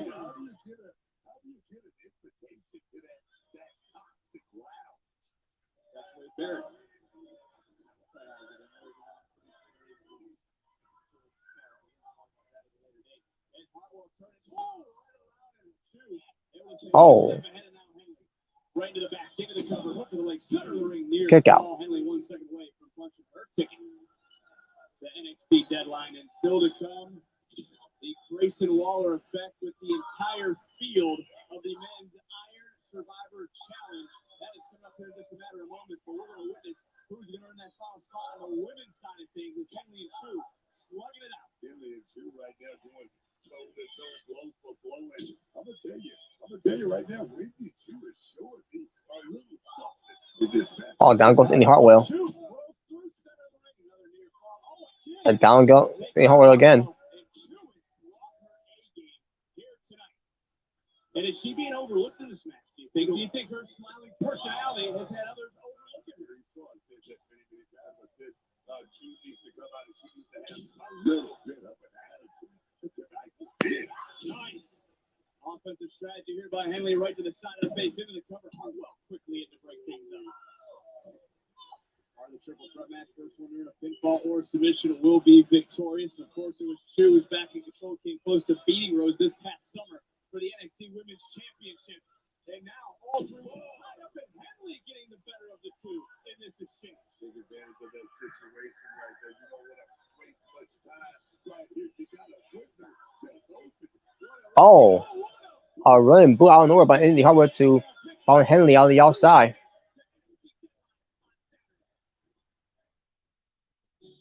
And this match will continue on in picture, which it is, by the way. So Fallon Hensley is laid out outside the ring, while Andy Hartwell's taking care of Winnie Chu, which, good. Take care of her. Demolish her. Make this dream of her worst nightmare by her losing. Get a free 5G tablet only at Metro.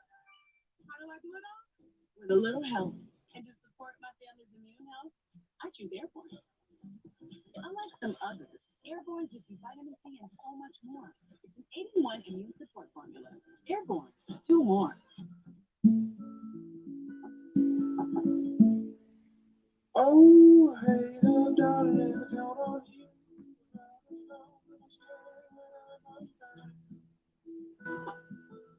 I'll be safe with my sunshine. Ain't nothing out there can take its shine. Mhm. I know. Won't you tuck me in at night? Tell me if it's gonna be alright, sweet child.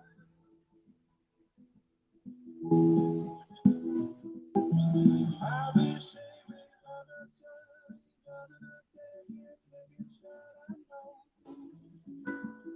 I know. Mhm.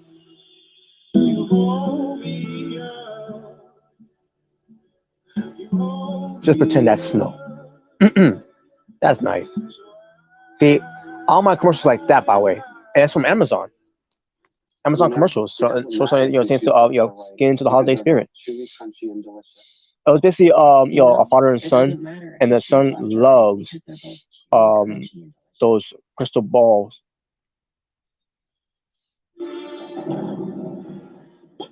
The whole thing with the snow with the snowball, the snow,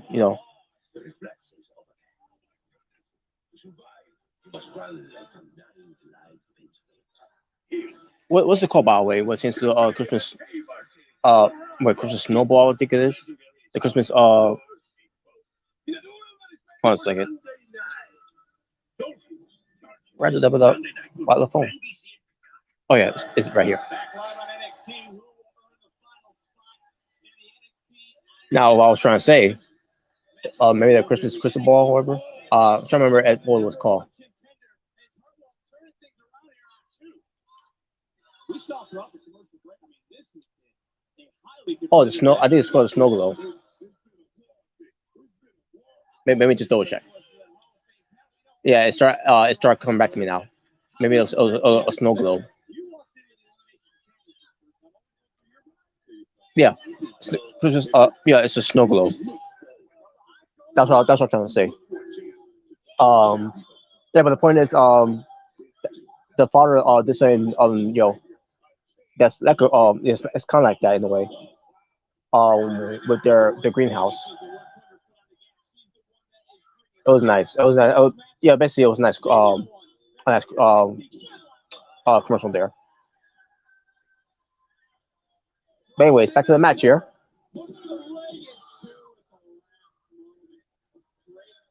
So I mean, not any Hartwell. When you choose the whole thing with her doing that move that she does when she's pretending to go to sleep, having her hands clapped together and that on her head, on her side of her head, especially the go to sleep headbutt. I don't know, it's stupid.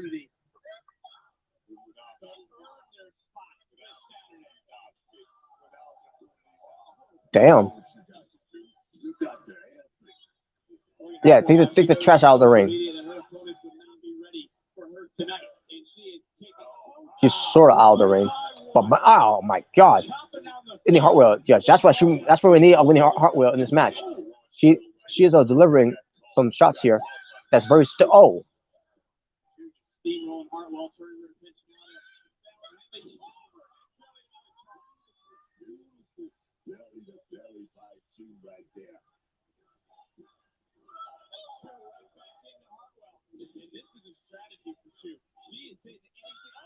Spine Buster. Oh, come on. Let that be over. Oh, but Hennessy breaks it up. Henley picks it. Henley. Well, Omega Red, our nightmares has come true. Pretty Deadly versus New Day on Saturday. I, I'm actually agree with Booker T here. How does this happen? Are you kidding me? How did this happen? I,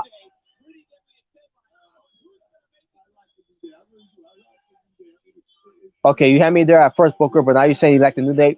Get the fuck out of here now.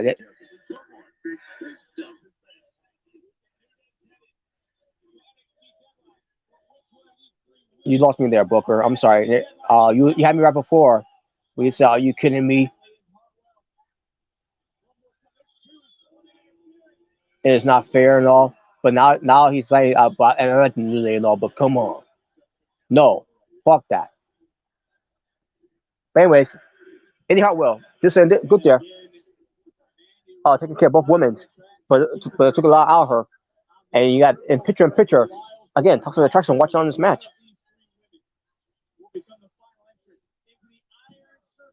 No, who should be pictures to this match more importantly are the participants in the match.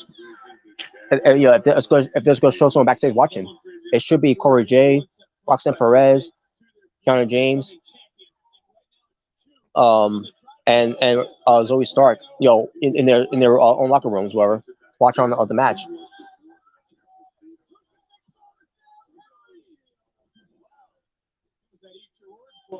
Oh, missed. Oh, went over the ropes. Come on, yeah, get back in the ring. Get back in the ring, Indy Hartwell.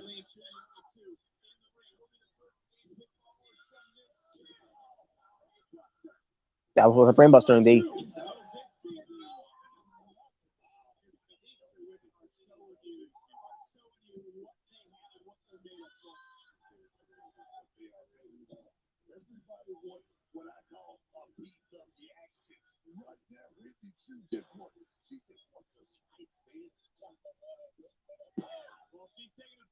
What's Booker T talking about? Oh God, no, no, no! Come on, come on, come on, Indy! Come on, Indy! Yes, yes!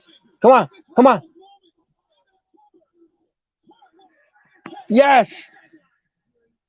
Indy Hartwell's in the match.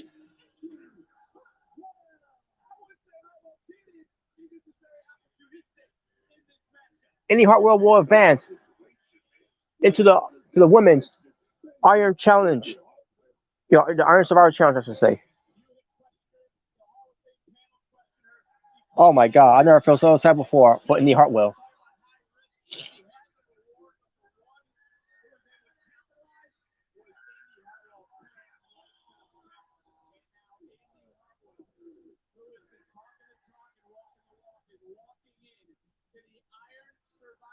So now, in the match, you got Cora Jade, Roxanne Perez, Zoe Stark, Kiana James, and Indy Hartwell.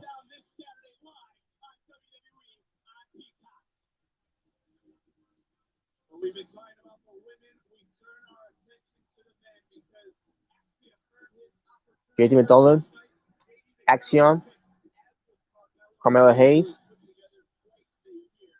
Joe Gacy, all heading to the ring. And the ones and the other guy who's going to be in the ring for this Christian Waller effect is obviously Christian Waller. Somebody call Cox, and try to get him out of NXT, please. Oh my God, I can't believe it. I cannot believe it. We got to sit through this whole thing with Carmelo. I mean not Carmelo Hayes. I'm fine with Carmelo Hayes. I'm fine with Joe Gacy. I'm fine with JD McDonough. Hell, I'm even fine with Axion. It's Christian Wall I can't fucking stand. Tonight only. Save 25% off site. Jalen sent me a message. I don't remember what it was, so let's see what it's about. I'll be back later. Gonna put my little brother to sleep. Okay. All right, that's fine. Yeah, so Jalen will be back later on. Now, Omega Red, I don't know if you're still there. I don't know if you're still watching, but if you're available to be on the stream, we're gonna be doing uh uh going through what happened on Monday Night Raw from last night, and after that we're gonna go through predictions of Deadline. So if you're available, feel free to come in. I don't know if you are or not, but hopefully you are. I don't know if you're still watching the show too, but yeah, good news. Indy Hartwell won the match. She capitalized, after Winnie Chu doing her move on top row to Fallon Hensley. Fallon Henley, I should say. It's not Hensley, it's Henley. There's no S in there, so I don't know. I keep saying Hensley. but Indy Hartwell took out Winnie Chu, and then Indy Hartwell, she didn't want to capitalize on the pin because obviously Henley was still getting back, trying to get back up in a way, and she almost did, but she's on her knees, and then Indy Hartwell went for a finishing move from the that she does, that she goes to running full speed to you, and then clops you in the back with a forearm shot, kind of like how Karrion Kross does it too, by the way, which he calls it the cross elbow. Now I don't know if that's what Indy Hartwell was doing. It was just a forearm or elbow. Either way, that's a finishing move too. Now I don't know what she's calling hers, pertains what Karrion Kross calls hers. Karrion Kross calls his, I should say, not hers. I'm sorry. But anyways, but yeah. So far we got what we want in the match. For the men's, we don't got Andre Chase in the match, and for the women, we don't got Winnie Chu in the match. So we got what we wanted, in a way. Even though I want Bob Wagner, but I'm from Axion, especially if they're gonna do Axion versus Jason McDonough to be the first guys to start to kick things off, or the Iron Man, the Iron Survivor Challenge, let's say Iron Man.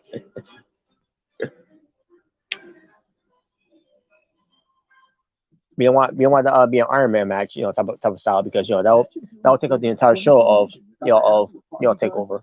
I mean, not takeover, for Deadline. LASIK even more affordable. 20% off LASIK for those treated in December. That could be over $900 off for treating both eyes.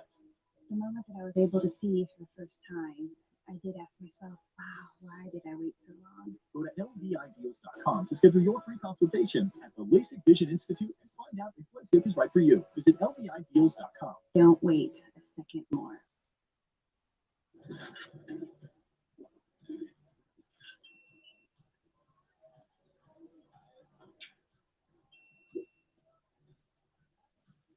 If you need to do something to feel okay to drive, you're not okay to drive. Don't drive bus.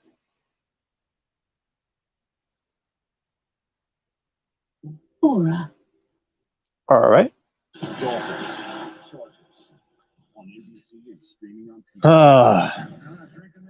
I'm still upset that we're getting New Day and Pretty Gaily. Unbelievable. That was the best idea they came up with.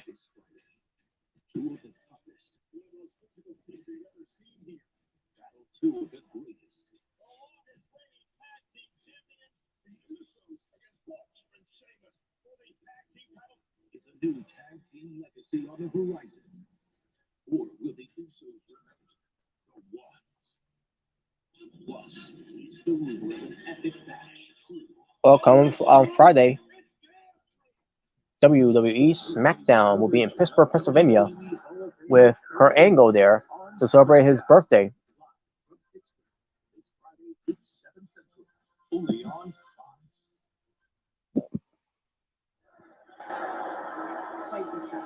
And there's possible contraction. Now, Indy, hey, are we going to Deadline? Like, of course we're going. You got 5 women all fighting over the right to say to me. Can't miss that. It's going to be me. Saturday is my day. The other 364 days of the year, they can go to everyone else. But Saturday is my day. For months, everyone has been wondering who's the woman that's going to take the NXT Women's title from you. You're looking at her. You know what I can do. You just saw it. And you'll see it again for 25 minutes or for however long I'm in that match at Deadline. So sit in your lounge, front row, watch it on Peacock. Doesn't matter to me. Because once the clock runs out on that match, the clock starts ticking down to the end of your title reign. Wow. Indy Hartwell's on fire. She's not all about being by the way, the kickoff for Deadline is going to be McKinson Mitchell, Sam Roberts, Boo, and Denise Saucedo. That's crazy. I never thought to see Denise Saucedo, who's on YouTube, to be part of this. That's insane. Good for her. Unfortunately, she's got to share the panel with Sam Roberts. God dang it. But anyways, now by the way, I'm saying that goddamn because they talk about this match now. Pretty Deadly versus New Day. Basically, it's Pretty Gaily versus New Day. And for the women's Iron Survivor Challenge, so we start Corey J, Indy Hartwell, Roxanne Perez, and Kiana James. Winner of this match gets to face the women's champion at a later date.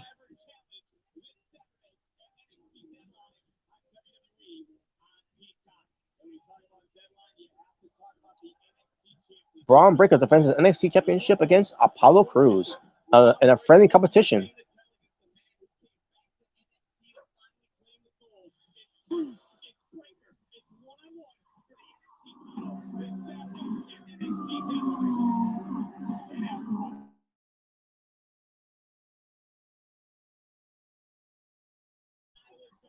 Oh, so we got Alba Fire versus Isla Dawn already for Deadline.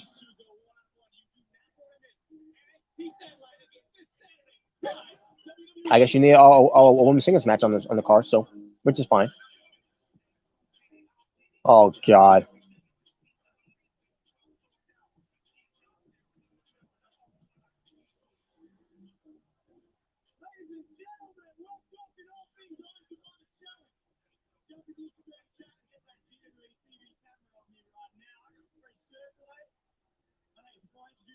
Well, there's a Crystal Wall effect now because it's also going to be a part of the 5 participants in the match that are in the ring in the men's Iron Challenge, the Iron Survivor Challenge.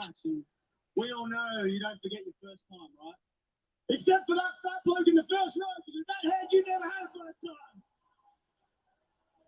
You could have lifted up, lad. Sorry, boys, sorry, I'll get back to what we're supposed to be. Yeah, I didn't laugh at that because I don't know who he's talking about. So I'm gonna be linked together forever. so not trying to be like Ric Flair with calling out fat boys in the crowd. Tonight and on Saturday night with all you lads. He's not even the low butch Ric Flair. First of all, the whiskey of NXT, and the only man brave enough to wear a turtleneck in 2022 is Axio. Am I right? He went from being a sociopath to a psychopath. He represents the Schism. It's Joe Gacy. Fresh from his appearance in my front yard this weekend. It's the Irish Garden Gnome, JD McDonough. His head is big. Hey, last but not least, my boy, the self-proclaimed champion. And after the last few weeks, we should be calling him loser. It's Carmelo Hayes. Hey, you got to do all that, bro. They know who I am. Calm down. A-Champ being an a-hole. I get it. But hey, the chat's popping up right now. Can we get a question up on the screen for me? There's so many here. Let's get one up. Braun Strowman, all these guys in the ring. From Ring Fox 1, great name. What advantage do you have that'll make you the first ever Iron Survivor?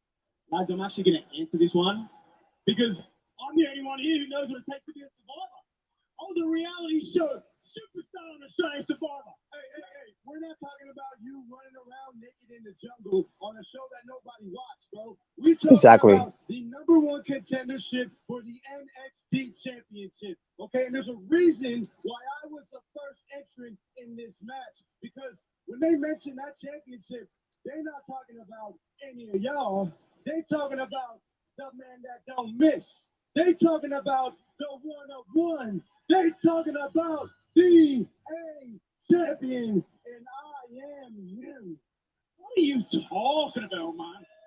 Didn't you lose the North American Championship twice? And if I am not mistaken, Miller got this in the bag. None of these guys stand a chance. Now, I agree with that person now. This match has everything to do with the 5 of us, okay? This match is ours. This match is mine. It doesn't matter if I come in first, second, third, or fourth. I will have the same juice in minute 1 that I got in minute 25 after going.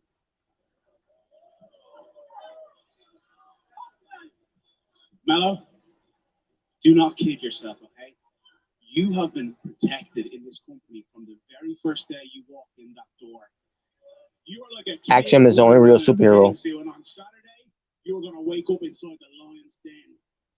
The person you are in minute 1 is not going to be the same dude as minute 25. You're not going to be running around here when the lactic acid's building up in your muscles, when your lungs are screaming for air. Those quick reactions aren't going to come so quick after minute 25. I know that I can go through 25 minutes of hell, and I know that I got a bigger gas tank than any of you guys. Hey, first of all, I don't need 25 minutes to beat you, boss. Hey, the match is 25 minutes, but hey, you know what? It's cool. You wouldn't know nothing about going 25 minutes. We know. I'm going to choose to ignore that comment because you've done your best Grayson Waller cosplay tonight, and I appreciate that. That's a great shirt. But I have a question for Joe Gacy. Joseph, what did I don't get the appeal of this guy. I really don't. leave for you under the tree on Invictus Day? Everyone I get the Miz. I'm already capable of thinking for I don't get Grayson Waller. individuals are selfish, and when the stakes are high, people will trample over each other just to get the things they want. It's inevitable. Waves in a kiddie pool move differently than waves in the ocean. And my practicing thoughtful togetherness will let me see the field at deadline, and I will act accordingly. I mean, I have to agree with Joe there. We all will act differently in this. This is how we qualified for this. Axiom match. talking about way. I have had the chance to really analyze it. And the Irish Survivor Challenge is just that, a challenge. It forces us to innovate. In order to win, we must evolve. And luckily, my ability to adapt is my greatest strength. Anyway, this match will bring out the best in all of us. And any mistake will be penalized.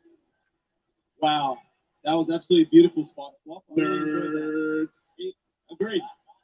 Another question for you. Okay, Big Money Marcus. What's he? Carmelo Hayes. What's he now? Would you like to Doc Gallows? Well, let's Luke see. Gallows, First, you know, whichever one to say. Idiots. Maximize my time. That will allow me to get the most amount of balls. It'll also give you the most amount of time to take balls and end up in the penalty box. Well, I'll take the risk. Ideally, though, I'll be first, and JD will be second. Don't think for a minute that I forgot what you did to me, putting me on the sideline 3 weeks ago. 25 minutes is not going to be enough.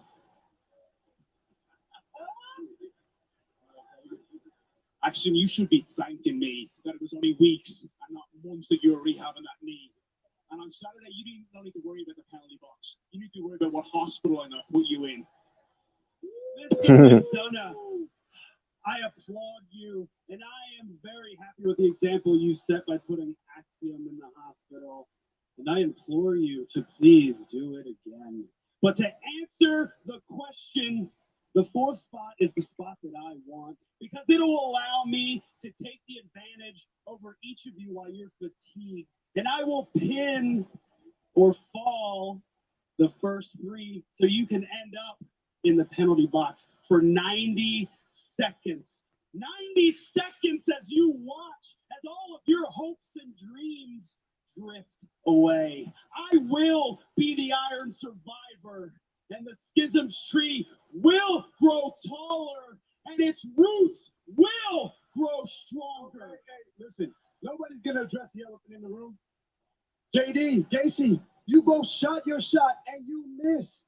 And Waller, Axiom, y'all shooting from the logo if you think you're going to be the next #1 contender, okay? Y'all don't want this like I want this.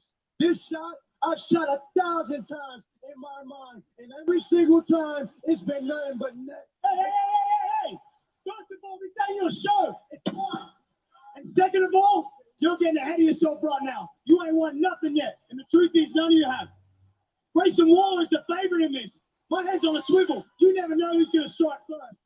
Oh, thank you, JJ McDonough, for showing up Grayson Waller with that headbutt. And now here's a fight going on between Carmelo Hayes, Axiom, Joe Gacy, JJ McDonough. Oh, and now Joe Gacy going after JJ McDonough, and there's Grayson Waller. a plunger while he had a cell phone with him. So I guess he's all looking Paul now too.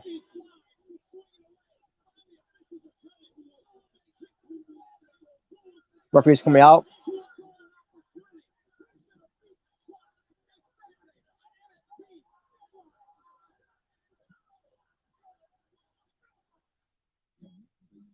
Original series. All right, Armageddon. and that was the show.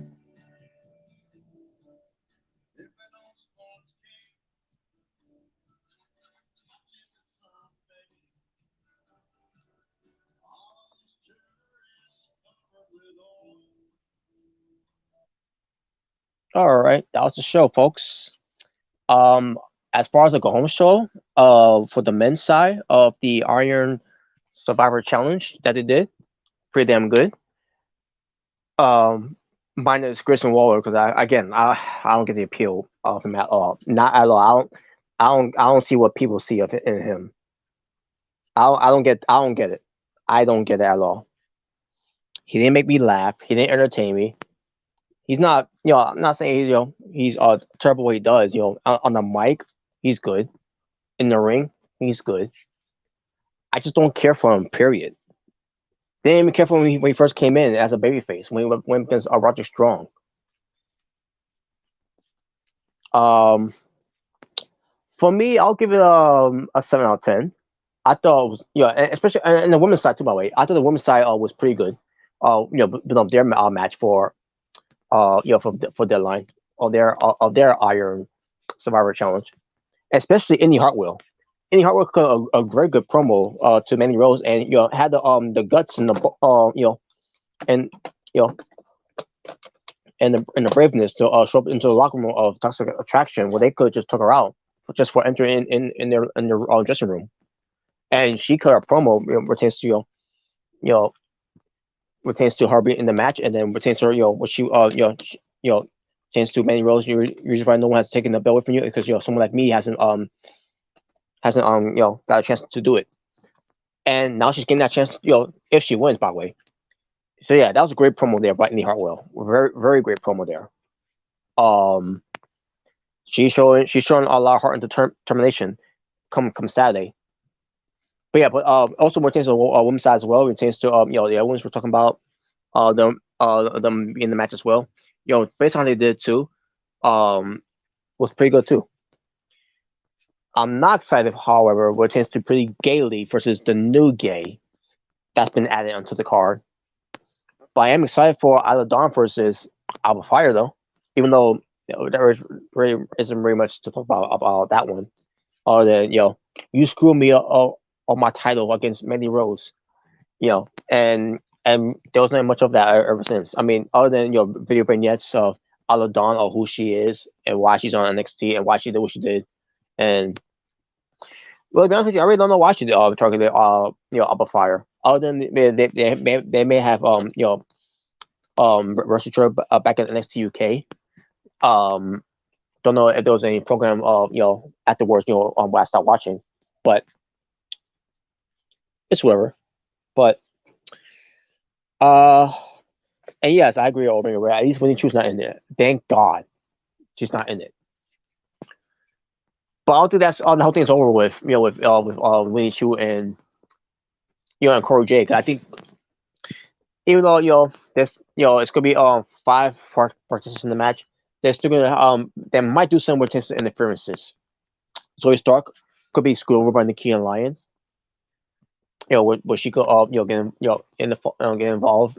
Even though she's not supposed to be in the match.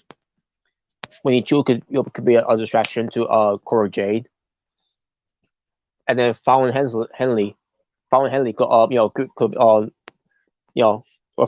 her jealousy of Keon James falling for Jenkins in a way, or maybe that's also just part of the mind games. Just draw off Fallon Henley. I don't know. And here's Jillian. But yeah, as far as the show, the show itself. Oh yeah.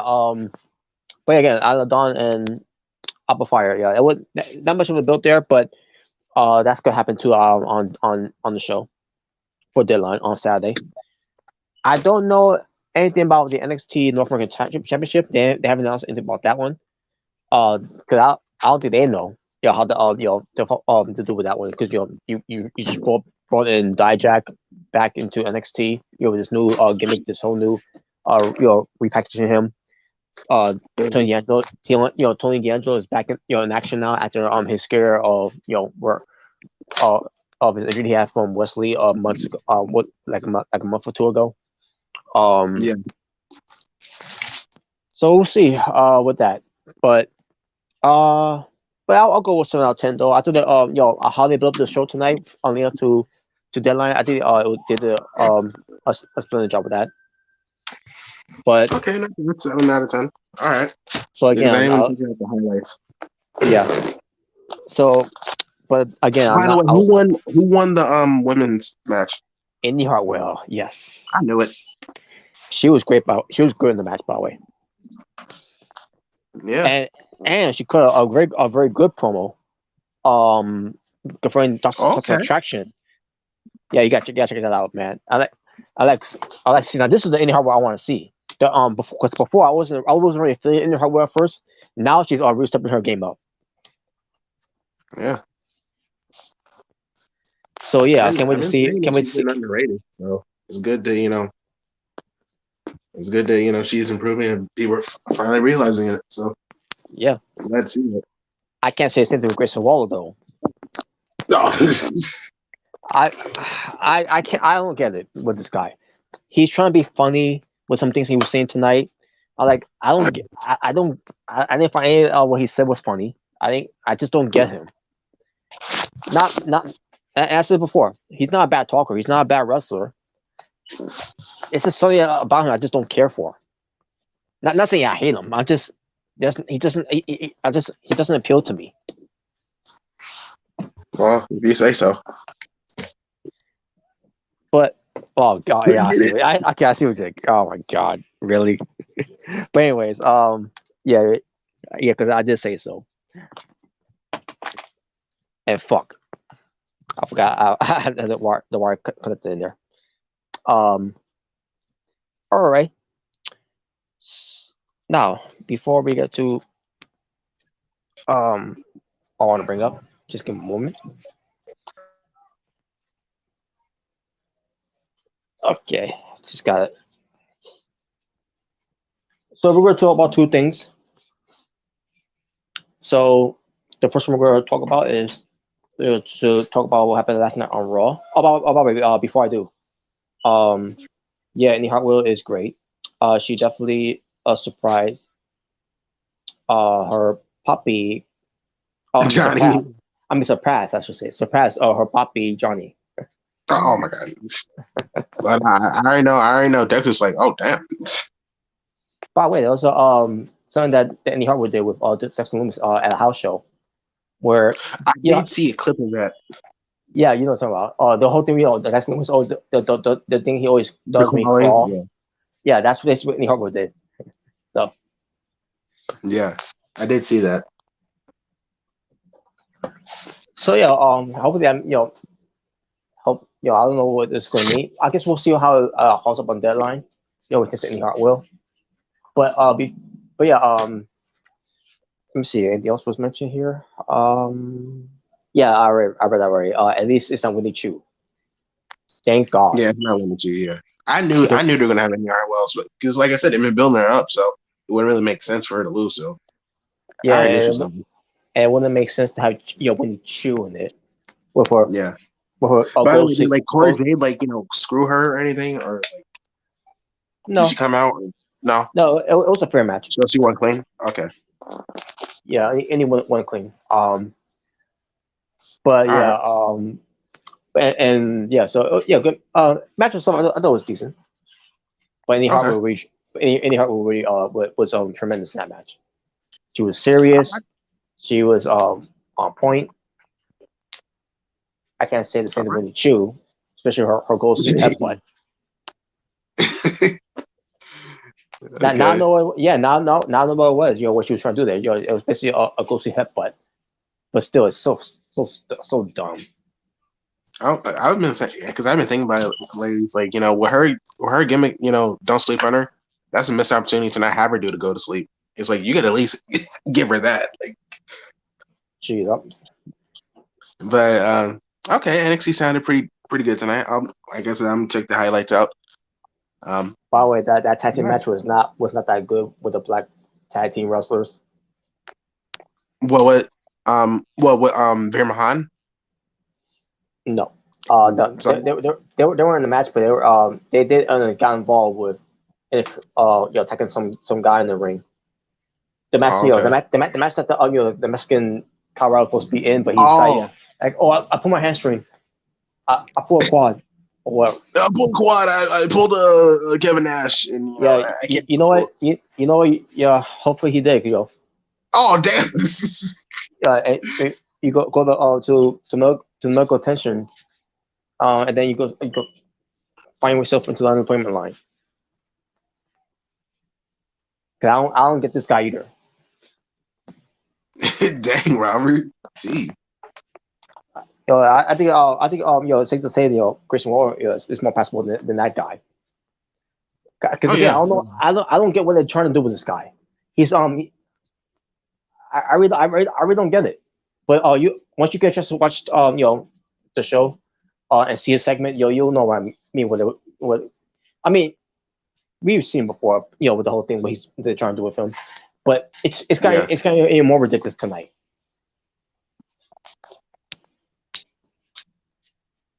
All right. So, but anyways, um, but yeah, well, I was talking about I was talking about the black tag team wrestlers. You know what I'm talking about? Yeah. They were once again they were not good. I mean, other than maybe some spots they did.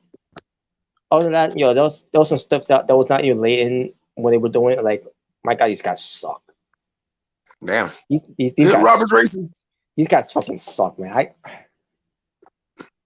You guys are Robert's racist confirmed. Oh yeah, about it, and with Ozzy Jones being out there because Von Wagner went after him. Oh, okay. So because he was out there for them. So Right. Okay. hey, I'll tell you one thing. Pop a bump. I'll tell you one thing. There was no trash legend. Oh no, was no last. Oh no. I would rather take Last Legend for the Christmas thing over freaking, You know what? I agree. I would have her be there to sit on his lap. That way, I would have stuck around. I was Again, like, okay, this gonna be interesting. Threesome up into that. maybe I don't know. But as long as the two guys don't try to fuck each other. Oh boy. I mean, unless they want to, they could take a playboy out of the Sesame. Oh no, that's scissors. No.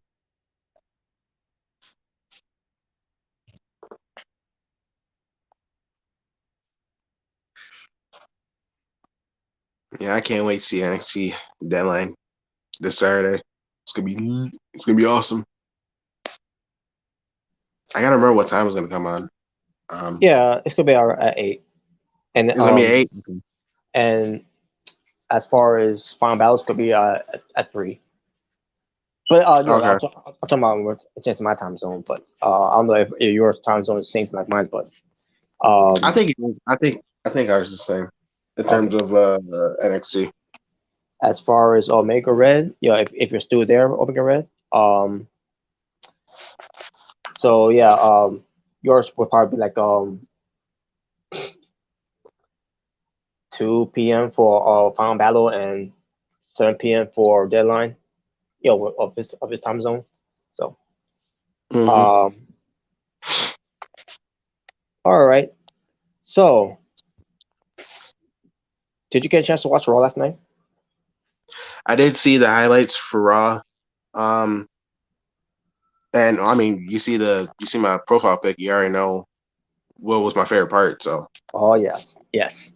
So, and yeah, actually that'd be a good name for him too. By the way, the Street Bulldozer. Yeah, because he really went full Simone Bulldozer Yes, he last did. night. Yes, he did. And we'll get to that too because Yeah. Raw was in Washington D.C. on December 5th, 2022. Bring back capital punishment. Oh God. Well, they were at speaking of Capital, they were at the Deadl1ne arena. You know where Rapples to be. I guess the Okay. whole. I guess they were trying to promote what's in your wallet. Nah, they didn't do that. But they were, Yeah. but they were plugging the credit one thing, whatever that that Yeah, the credit card for WWE. yeah, that Bianca Blair and Big E does. Yeah. Yeah, I figured since they're in the arena. So, yeah. Yeah. So we had the undisputed. Well, it's, the Bloodline came out. Besides Roman Reigns, you got the Bloodline out there, Mm-hmm. and they showed earlier. There was some. They arrived at a black SUV, and all of a sudden, Yep. I guess there'll be an interview by Byron Saxton. I don't remember if he was there. But all of a sudden, Matt Riddle rides by with his scooter. Yep. I mean, of course. And yes, I know that's his thing, riding a scooter and all. But I'm supposed to believe that Matt Riddle rides a scooter to the arena when he knows how Oh, to. you mean to the arena? Oh. Yeah, Oh no. yeah. He got to the building with the riding a scooter. And I said, so wait a minute, he could have brought a scooter with him, by riding his vehicle. Yeah, like to the arena, bro. Like unless you were doing some tricks out there, I don't know. What that was so silly. Unless he was riding a scooter from the hotel, but same time, like, really? Yeah, that might take a while. Yeah, it's gonna take a while. Yeah. So all of a sudden, Elias comes out. Yeah, about that. That's when the Bloodline was like, you're upset. You could have run us over. Like, oh yeah, because getting run over by a scooter is it's gonna really it's gonna be life threatening there. More than Yeah, a you vehicle. could have dented the car, bro. Yo, Oos, you could have dented the car, Oos. Yo, you want to get the Uzi in the sky with diamonds to beat you up, Oos? That's oh my god, that was so ridiculous. And then Elias walks in. Yes. And then Elias walks in because yeah, I agree. Uzi and the Sky with Diamonds would definitely be a t-shirt if they would make it. Yeah, that would be a t-shirt. So yeah, Elias walks in because he's he's a drifter. So I guess since Elias he doesn't drive either. He walks to where he's got to go, or he walks his destiny, or he pictured a riot because he's a hitchhiker, right? Yeah.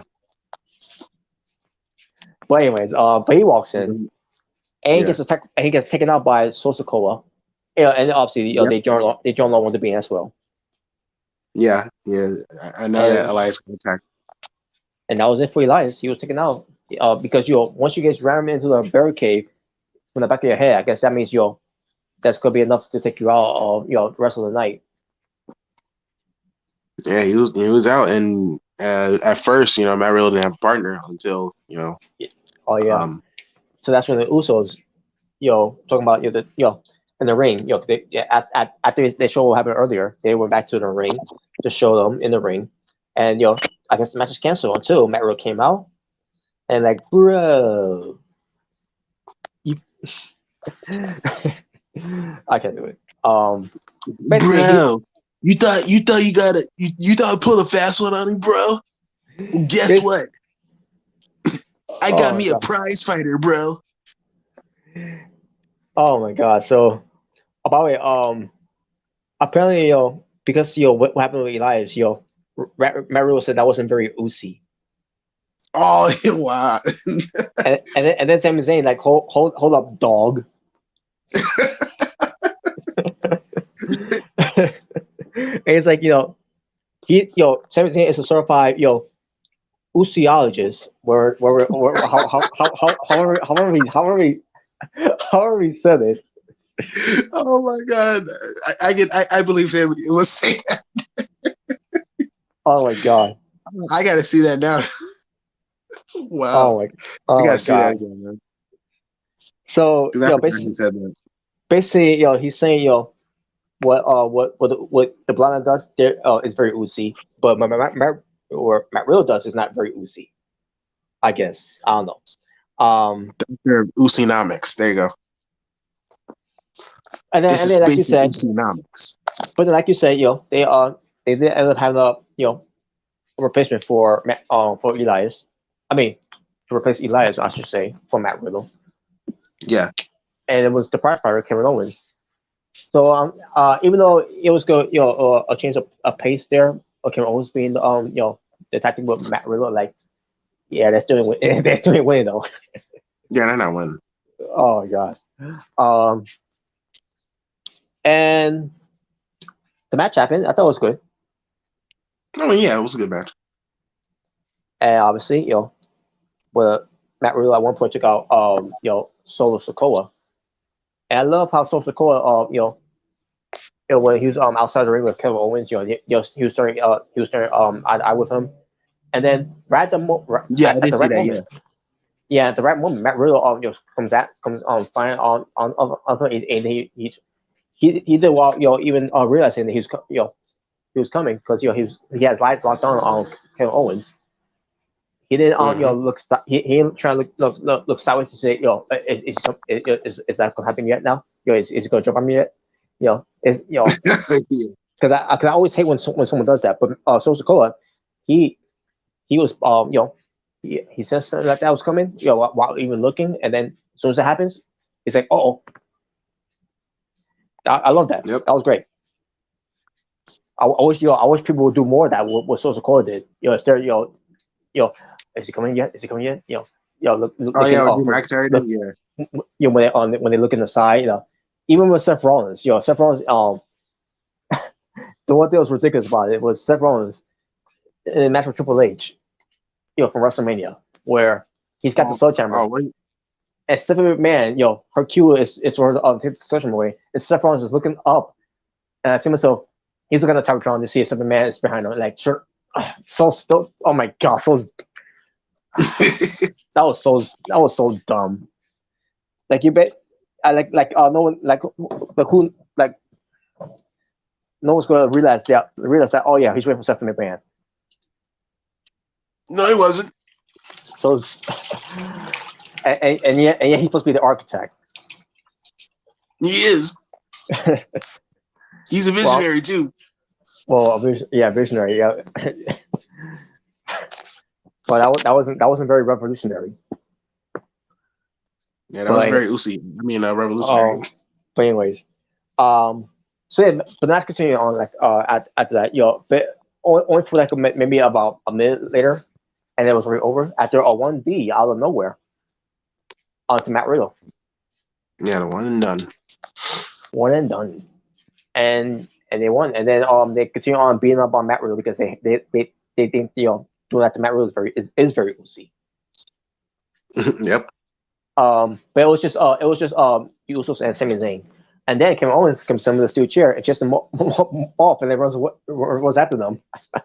Yeah, he ran. Yeah, he ran after the Usos and Sami Zayn, and it just left Matt Riddle and Jay. Solo.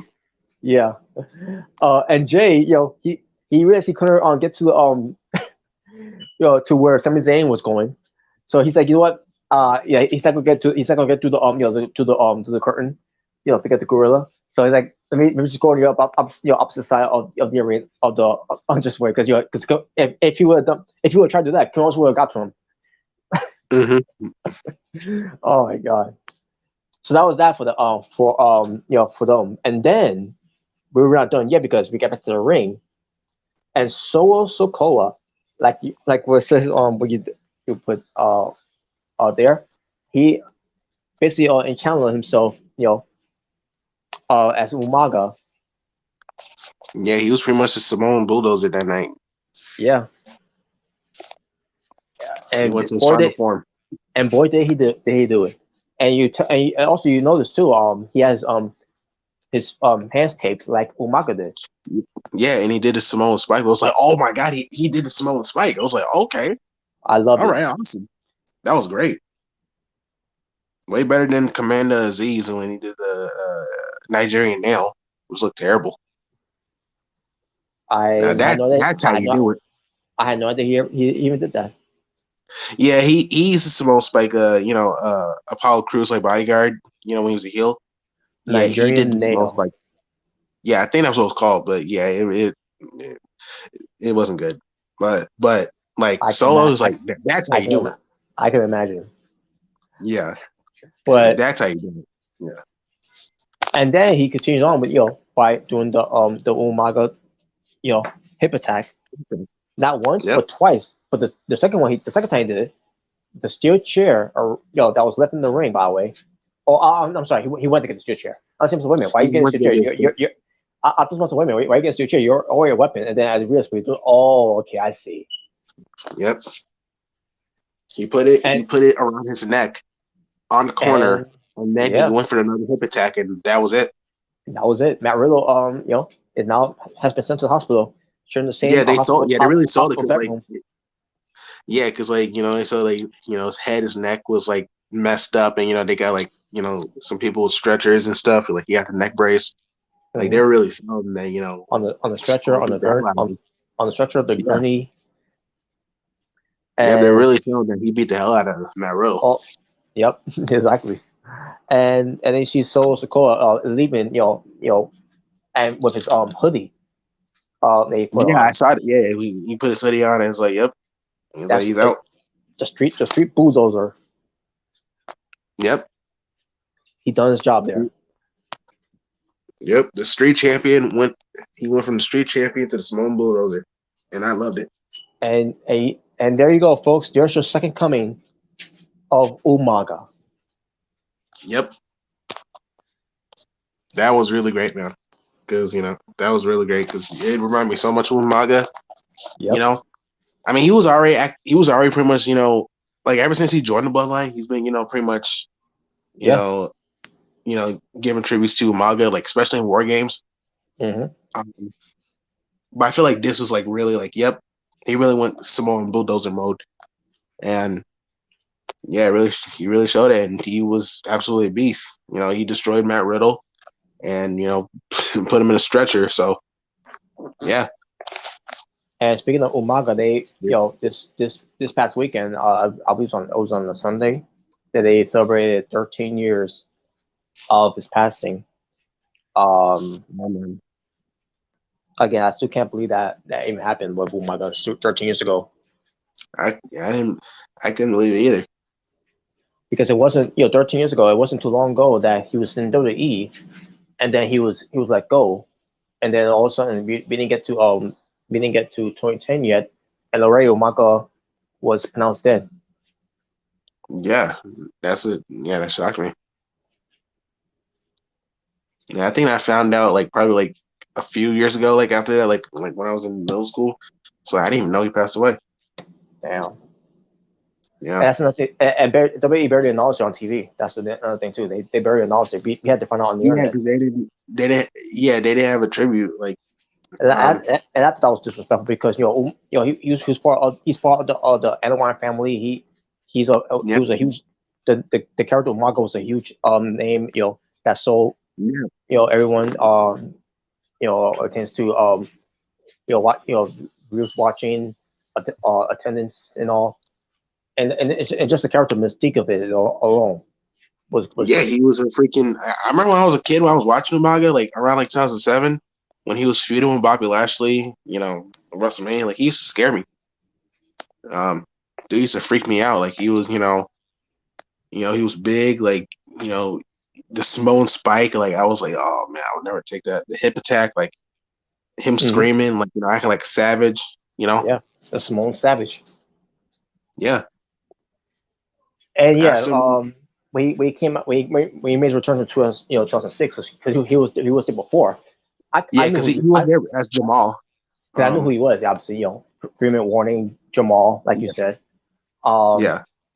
And they got rid of him, but then he came back, and then I thought to myself, that's Jamal. In my mind, man, that's gotta be Jamal. And they give him this name Umaga. And I like. I want to see what they. Because when he first came, he had that on that wild hair. Yeah, he had. And Yeah, at first he had some wild hair until he braided it. yeah, and then there he braided it like okay. Now I didn't mind the wild hair, but the braids really worked out for him. It worked out pretty well. Yeah, the braids really worked him. I mean, I feel like with the wild hair, it kind of looked like the wild Samoans. Yeah, I guess that's what it was going for. But yeah, I think the braid hair gave him his own identity. yeah, it did, Yeah, and again it worked. So yeah, it worked. Yeah, he had pretty much like main caliber matches like with John Cena and Bobby Lashley. WrestleMania. and with that Former gimmick, Intercontinental champion. yeah, what was it, maybe about 2 times he was in Con champion. Yeah, yeah. I think it's because I think he won it back from Santino. You know, Oh yeah. yeah. So yeah, Um. Well, so yeah. So with the Umaga character, it made me forget about the other gimmick that he had. That even though I still know who he was, what that gimmick was, but it was great that he was in he portrayed that character very well of Umaga and really got into it and really in a way erased the stench of Premier Warning because they could that could have been something too, but they didn't know first for that one. They had these guys losing. yeah. They didn't really do much with it. They didn't really do much with 3 Minute Warning. But yeah, this was really like that character change really like made him like it really remade his career. You know, Yeah, it did. like I said, he became a 2-time Intercontinental champion. He faced like top guys like Lashley, Cena. John Cena, Yeah, Jeff Hardy. that freaking last, yeah, Jeff Hardy. I remember he had like a little feud with CM Punk. I think that was probably like this last feud. Yeah, it was. Um, It was the last week before he got fired. yeah, and I remember he had a match with Batista at WrestleMania 24. Yep, which wasn't really anything special about that one. It wasn't anything special, but like still, like he faced like top guys, you Hmm. know. And that was the thing, like he's facing top guys. That really showed that this guy is a. Triple H, Uh, by the way. oh yeah, Uh, Triple H, like DX. Yeah, Um, DX. yeah, So yeah, he faced a lot of top guys. So He and like you mentioned with Bobby Lashley, he now he never wrestled him, but he even showed the ring with Stone Cold. yeah, I remember, because Stone Cold's guest referee, and I remember like he gave him the smoke spike, I think like twice in that match. Probably, I think so. Yeah, I think that's probably the last time I've ever seen like someone actually got a hit in Stone Cold, except recently like Kevin Owens. Because like like how Stone Cold he always comes back and like does stunner and everything, but now it's like now like Stone Cold actually got smoke spiked. He actually got attacked. Um,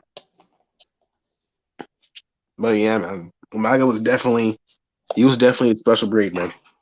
Yes, he was, man, and it's a damn shame he's not here. He's not here. Hopefully next year he can be in the Hall of Fame. Hopefully. Yeah, because I thought he was gonna be in it this year, but I guess we'll see how this the next Hall of Fame if he's gonna be in it. He should He be. definitely could. Yeah. And by the way, he wasn't like in terms of like DLC for 2K22, he was a character, in 2K22 as DLC. So it's crazy because it's been like I think like it's been years since he's been in the video game, like since like SmackDown versus Raw. It's been years. Oh yeah. Yeah, so it was cool to see him back. Yeah, And, he's and Omega definitely deserves to be in the Hall of Fame. Definitely. as far as Umaga, where it takes to how big of a fan I was of him, where WWE Dead Reckoning 2 came out for the GameCube. Obviously, he wasn't in the game. It was kind of late for him to be in the game, but with Umaga, racing on my TV and everything, I got create this guy in this game because I like this. I like Umaga brings to the table. Yeah.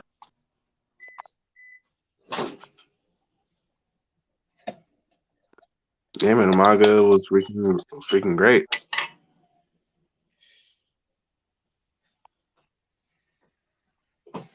But yeah, Solo Sokoa. Um, good thing he did that too. By the way, I could definitely see him do carrying the legacy for. I mean, the Usos did too. With based on how they did with the face paint. They was doing the Yeah, whole color thing. and even Solo did too. Like when he was in NXT, like he did like in this picture right here, he did like Oh, a oh tribute yeah, of Umaga and his face paint. oh yeah. Yeah, And I think he may also, I heard he did it also in the Indies. The face paint.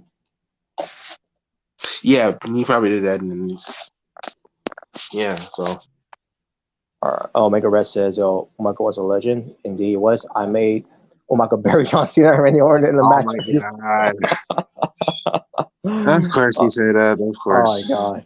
There we And go. then 2K fans, here comes the pain is trash. Oh boy. Oh, from our Tokyo.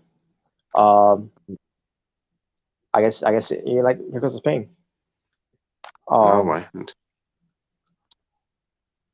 but anyways, But yeah, man. that's that. But yeah, rest in peace to Omega, by the way. Yeah, 13 years and wish he was still here. yeah, totally agree. Uh, Totally agree. so Becky Lynch, did she It's come the out man, or big time did she? Bex. Oh wait.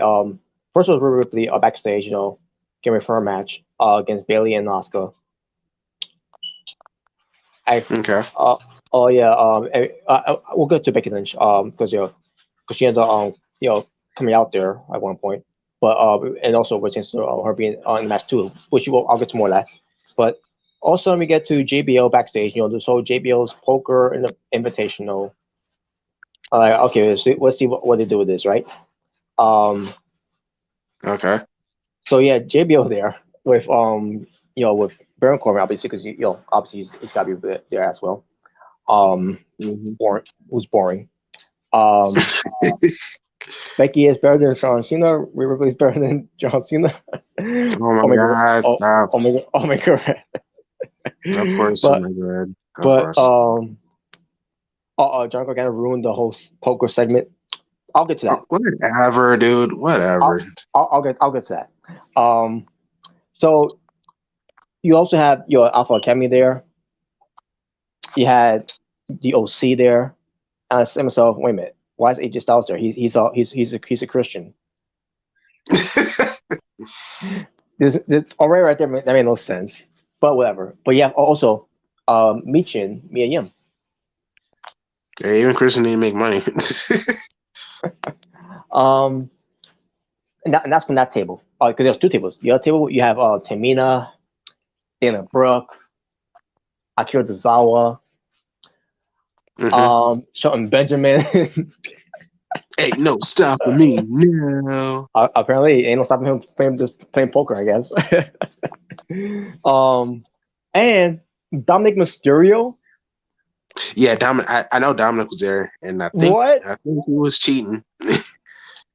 He was cheating. We'll get to who else was cheating too, by the way. But like really, Dominic in the same room with the OC. Yeah, there should have been a fight going on. There should have been. And I know Jerry said, "Yo, no fighting, by the way, no fighting." We almost did get a fight, but we'll get to that, by the way. But either way, that makes no sense. You just had the Judgment Day and OC feuding for what, weeks? And yes, I Yeah, know, and I know people can say, "Oh, but the feud's already over." I know it's already over, but it still doesn't make any sense for Dominic Mysterio to be in the same room with the OC. yeah, it does. And that's the case, then why Balor, whatever. What's the point? But let's just pretend there's no fighting but I mean obviously there was no fighting, but still let's just pretend that never happened, right? Let's forget the Mhm. feud never happened, whatever. So by the way, Omega Red says Whatever, I feel bad for man. Dexter Loomis carrying. Shut up He already. got Shut canceled. up. Such Okay, a hater, man. now let's get to that part. So Dexter Loomis shows up. Oh, wow, yeah, these two people probably also control the game. They had some women from the from outside of the table with Dominic was that, and then some guy for the men's with JBL conducting and everything, and that's when Dexter Loomis shows up. And Dexter Loomis had his had the purse with a bag full of money, and Gargano was there. Gargano didn't really say anything in the segment, other than until we got to the end. Well, we'll get to that. But yeah, they show the Mhm. money. I think I think Gargano said something about show. I think he just said something. I think he said show the money, whatever. I can't remember, but basically Dexter showed them the money, and they went to play poker. Now we need to see how they play that because also we get to the next segment, which is Bailey. All right. So she comes out to get ready to have her match against Rhea Ripley and Asuka, and all of a sudden Becky Lynch comes out and throws by going to the crowd because I guess and this is what the commentary was saying. She's the man of the people. Wow, I mean, she's the man, so wow. This whole man shit is getting ridiculous. come on, she's the man. My God, the man. The man. I guess. Wait. Ding dong. Hello. Yeah, exactly. Because Bailey. So basically, they run each other down about when Becky Lynch and Bailey during the whole pandemic whatever where basically also they had wrestled each other for 3 years um Yeah. and Becky was that when you got injured I was still here, and then when I got injured you was you you ended up coming back. Basically, the whole thing is that they keep missing each other. Where they where tends to have have them their own program because we've seen Sasha Banks have a program with Bailey, Charlotte Flair, and Becky Lynch. So and Hmm. etc with Bailey and Charlotte and Bailey and Sasha, and Charlotte with Bailey and Becky and Sasha, but never a program with Becky and Bailey. Yeah. Yeah. No. So now we're getting that opportunity eventually, down the line. Yeah. And who knows, maybe Finally that'll gonna get be it. it. And who knows, maybe that'll lead to WrestleMania. But then again, they still might go with the plan of Becky Lynch and Ronda Rousey Rousey. if they still want to do that. To me, it's I don't care. Yeah, you do. I'm used to care, but not anymore. It should have been at Survivor Series from 2018, but we know why that didn't happen. No, yeah. Huh? By the way, that's a joke from from Alex. By the way, just Alex, the former Ducks fan. But anyways, and we should have gotten that WrestleMania. Since Becky is coming back, when the Rumble and everything. But we don't know what happened with that with Charlotte Flair. Because the Queen didn't get what she wanted, being spoiled. And I'm pretty sure Jalen right any moment now he's going to prove that. Um, anyways, um, but the point is, they've been missing each other a lot, other programs. So now in a way we're finally getting it. And Becky Lynch, runs down. I mean, Bailey, I think, since she runs down, of what she's trying to do for this company, and yet she just gets appreciated of it. But since doing the whole Thunderdome thing, where people say Bailey is one of the highlights of it, I could believe that, especially with the whole thing with her, burying Michael Cole. Wherever it involves burying Michael Cole is fine with me. Even though I like Michael Cole, but still. Um,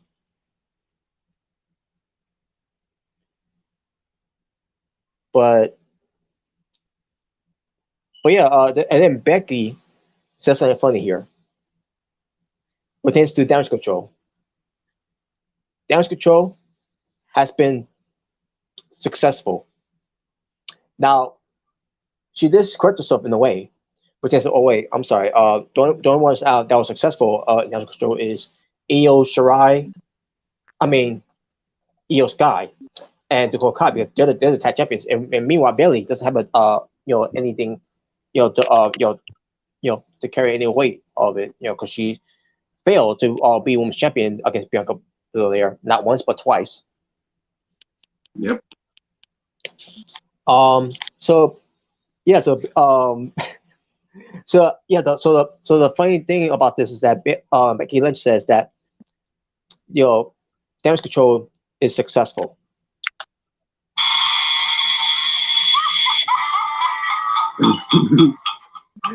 I'm sorry. I thought that was funny because not even with them being technical champions, they're even successful because they've been booked like losers, Yeah, they have to.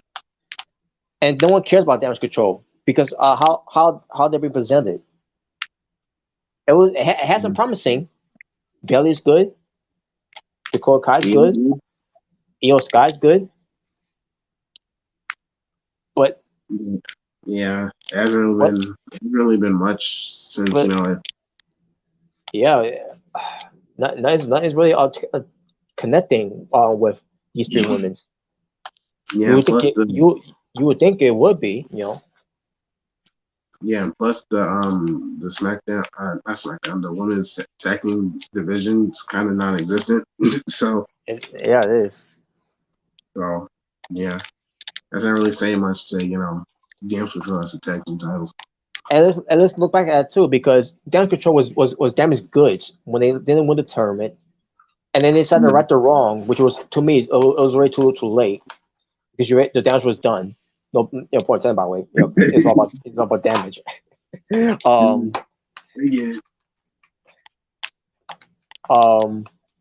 And then you add lose the tag belts to Asuka and Alexa Bliss, just for you to do a title change at Saudi Arabia Crown Jewel. Yeah, I thought that was really pointless. And I'm fine with the one to do a title change at Crown Jewel, but all of all titles to do it is the tag team titles for the women's that no one care about. Yeah, because like I said, the women's tag team division is non-existent. They don't really have tag teams other than Damage Control and Toxic Attraction. That was part of the tournament at one time. With all the the things that Saudi Arabia does, beheading people. That I think I'm going with this. I kind of wish they could have done something with the whole someone in the hostage to beheaded them. This is not the child we wanted. Now we're gonna behead you. Oh my God, dang. Robert. They got those titles. Ever since they were created, it's like oh man, it really hasn't been much. It's like I said, it's really Sasha's tag team belts and Bailey's. Yeah, because it's for them. So, but so yeah, that's basically what it was. I think the segment was all right for what it was, but also now we get to down to the business for a match. So as Becky is getting ready to leave, I said to myself, you could have left through the aisle like you came. I mean, not aisle. You could have left to the crowd like you did when you came in. But then I see why they did the way they did. For leaving go to the entranceway because Ribery comes out. Which, by the way, her upgrade theme of brutality sounds great. Yeah, her theme song, Jazz is freaking fantastic. And add more lyrics into it, because the original one didn't already had that much lyrics to begin with. Yeah. Yeah, I think it's called "Demon in Your Dreams." It's freaking fantastic. I love it. But yeah, I love it too. Like wow. Yeah, and they did a stir down between the two, and I said to myself, yeah, that's gonna be a match to that everyone's gonna be dying to see. Yep, that's gonna be dream. I mean, I think they faced each other in NXT, during the whole Survivor Series thing in 2019, but Yeah, You I know, try to still. remember. Yeah, I try to remember too. If they did. I think that I think they did. If I remember as well. I don't know if it was a match or if it was just a promo, but I know they interacted with each other before. Yeah, yeah. But I hey, remember, I'm down to see a yeah, match with them. I think I remember that too. When they interacted with each other as well. On NXT. I don't remember they Yeah, had a match. I can't remember they had a match or not. Maybe it's like a tag, whatever. But I digress. yeah. I think it was the same night when Tony Storm came out too. I think so. I think so. Yeah. And then the whole the whole photo training of of her thick ass. Nice. yeah. Yeah. Yeah, where was that? Where idea that was, zoom that at that reposition, that cameraman from that night, great job. That was a great job. He's a man of culture. So that went and that went for a while. The stare down between the two. Mm-hmm. That through the sink, the sinking in. Come on, Robert. I don't want my three girls heads off. Heads cut off, I should say. No, not the women's. I'm talking about the ones who booked that. I think I should been specific of it. Yeah, not the women's. The women's are innocent parties in this one. They're just doing the toe. Yeah, As long as they don't show their skins, they're fine. So. But at least with Scarlett, that outfit she had, freaking amazing. Oh yeah, it was. So Bailey versus Rhea Ripley versus Asuka. Winner of this match gets to advance next week in a one-on-one match against who's going to win the triple threat match later on between Alexa Bliss, Becky Lynch, and Nikki Cross. We'll get to because we're all facing in the one-on-one match. In the one-on-one match for next week will be a number contender for Bianca Belair's Raw Women's Championship. Yep. And the match was good. That these three had with Bailey winning.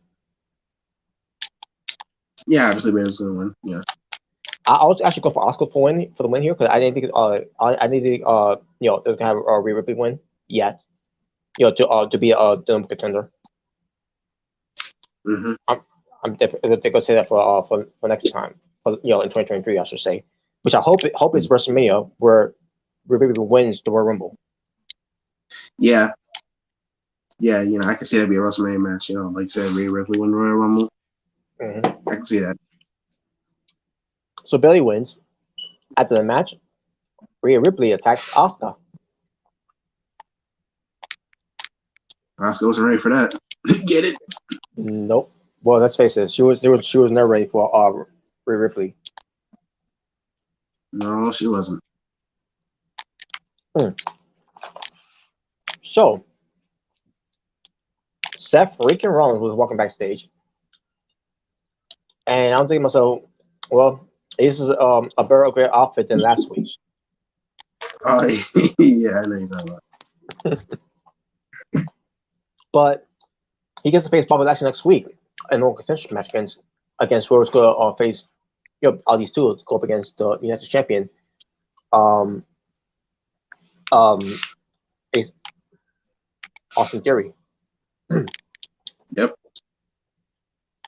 Come on, swallow. I mean, food. Drew McIntyre. The commentators were saying that he's medically disqualified for SmackDown this coming Friday because it was supposed to be him and Sheamus. Yeah, it was supposed to be him and Sheamus to face the champions Usos. So they didn't really explain what medical he's been disqualified of. Don't know what's going on with that, but hopefully he's doing well. Hopefully he's doing well. Yeah, I hope so. Yeah, because I heard, I didn't see the news, but I heard, Drew McIntyre, something going on with him. Mm-hmm. And so I heard he was pulled from SmackDown, so that's what I remember. Yeah. Mm-hmm. But his replacement is going to be Pete Dunne. Yeah, it makes sense. Mm-hmm. It should be me all along, mate. Mm-hmm, yeah. But nothing's going to change. It's still going to be Usos retaining. Yeah. Yeah, so it's gonna be the Brawling Brutes versus the Usos. So, yeah, Mm-hmm. it should be a banger after a banger after It a should banger. it should be a banger. Yeah, I'm just kidding. It is about to be a banger. Yeah. Then Seth freaking Rollins comes out. Yep. And he wants to win that Rollins because he is the visionary. He is revolutionary. He is Seth freaking Rollins. Yes, he is. So basically, he talks about he's going to face the Almighty Bobby Lashley next week and everything, right? Yeah. This led to Bobby Lashley coming out, and he's like, just talk about me. Let's talk about this right now. Wherever, right? So Lashley, gets in the ring and trying to have things out with Seth Rollins, not in a peaceful way though, but with chance to he's going to basically beat him, because he's in his way to go after Austin Theory for the title. Rollins all of a sudden he brings up Brock Lesnar for a reason, Yeah, I remember that. Yeah. and basically Rollins kept pushing Lashley's buttons about that you wish you had the career like Brock Lesnar. Yeah, I remember like someone says like I think you're scared of Brock Lesnar. Yeah, he said you're scared of Brock Lesnar. Yeah, and then something about. And he said maybe you're not scared of him, you're jealous of him. Yeah. So he's pretty much like getting into Lashley's head. And the way it worked because Lashley is attacking Rollins fights back. Also we get referees out. We get agents coming out. This led to because the fight was to continue on, and they got back in the ring, and it was to continue on. Lashley goes for a spear, which he spears Pete Williams, which one of the commentators, I think it was Corey Graves, who called Pete Williams. Okay. I was so they even changed the the producer's name. Well, I mean, it's not really drastic. It's kind of like Brian Danielson, Daniel Bryan. It's not really much of a difference. Pete Williams. Now, they should call him Peter Williams. Peter. Maybe Peter Williams. Pete Williams. That just sounds so wrong.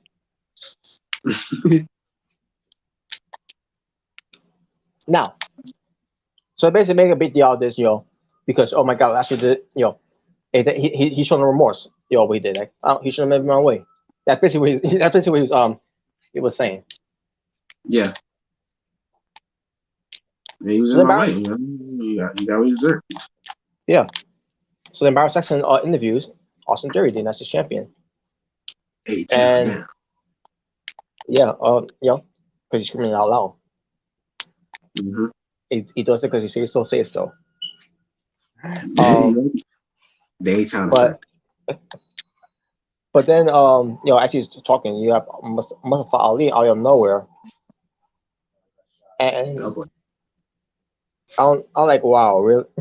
they do this whole thing with Ali just pops out of nowhere, and then Theory says you're so annoying, like so this is where we're going with Ali. He's gonna be the annoying baby face. Yeah. I don't get it. I do.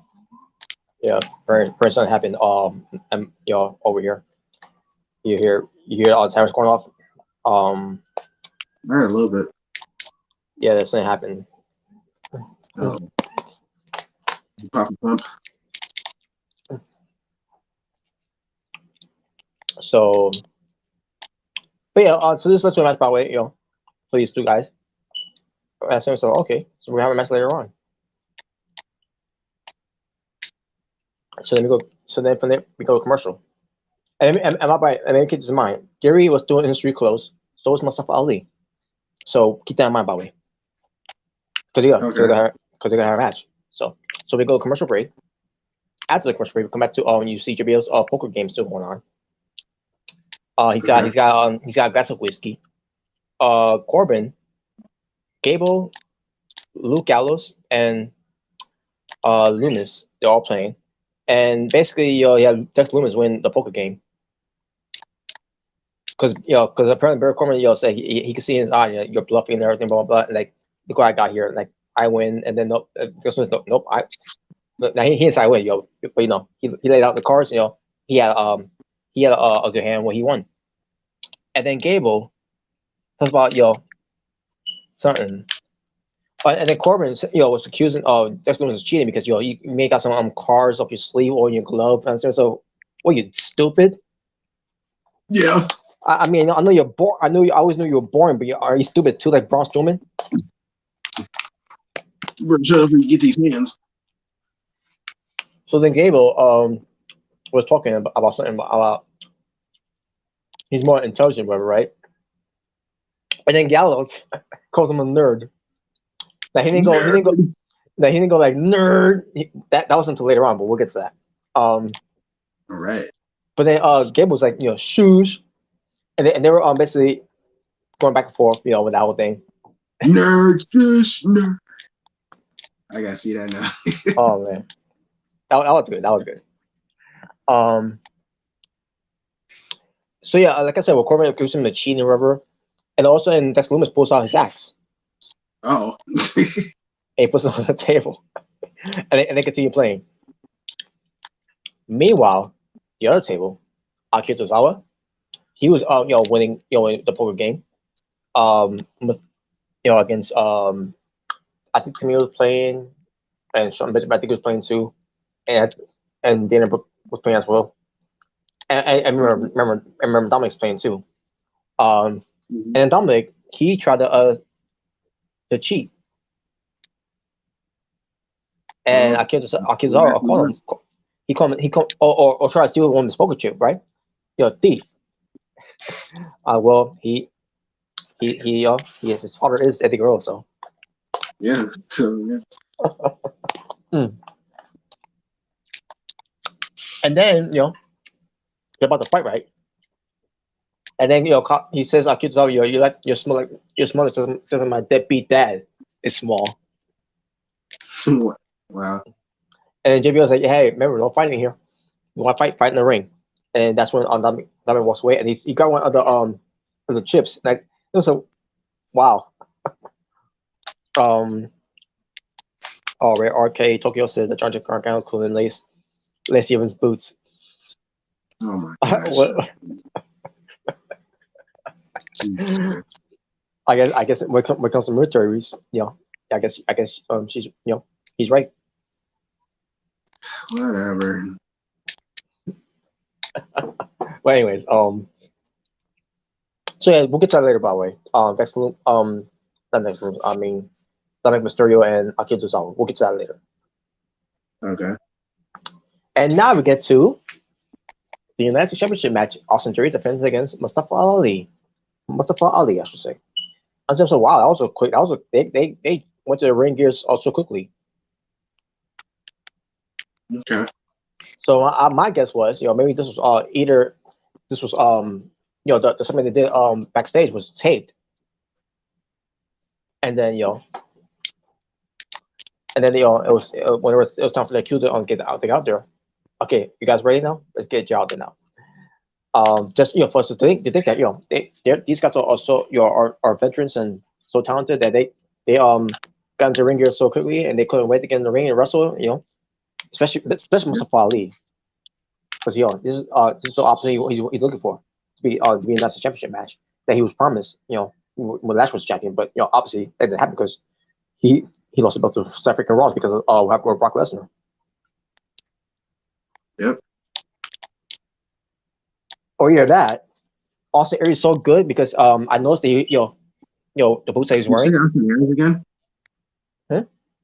I thought you saw Austin Aries again. Oh, did I? It Damn it, sounded like it. okay. I gotta look back. I gotta look at that timestamp then. To see if I did. If I did, I apologize. I'm gonna say Austin Theory. Yeah. Wait, hold on. I got you, son. Yeah, typical smart. You can't tell the difference. Okay. Hopefully that's better. Hopefully that's better. Now, either that, what I said from the beginning, either that or Austin Theory, was so good, because I noticed his boots, was laced up. Like, okay, it's laced up boots. So I thought to myself, Austin Theory, is so good of lacing up his boots. Not even John Cena could lace up his fucking boots. Oh my God! Stop. Not this again. Oh man, just gotta get down my system and fuck Braun Strowman. Anyways, so the match happens. It was good, and then we saw the botch from these two. Like, what the hell was that? I don't know what happened there with Theory, but he lost his grip, and they both crashed and burned. It was a very scary landing. Well, especially Theory. Now, scream out loud. Oh yeah, definitely. He was definitely screaming out loud. If he would, landed very badly. My God, that was a bad landing. Bad and scary. What the hell, man? I don't know what they were trying to go for there, but they didn't have a good communication there. Yeah, from that whatever they were trying to do there.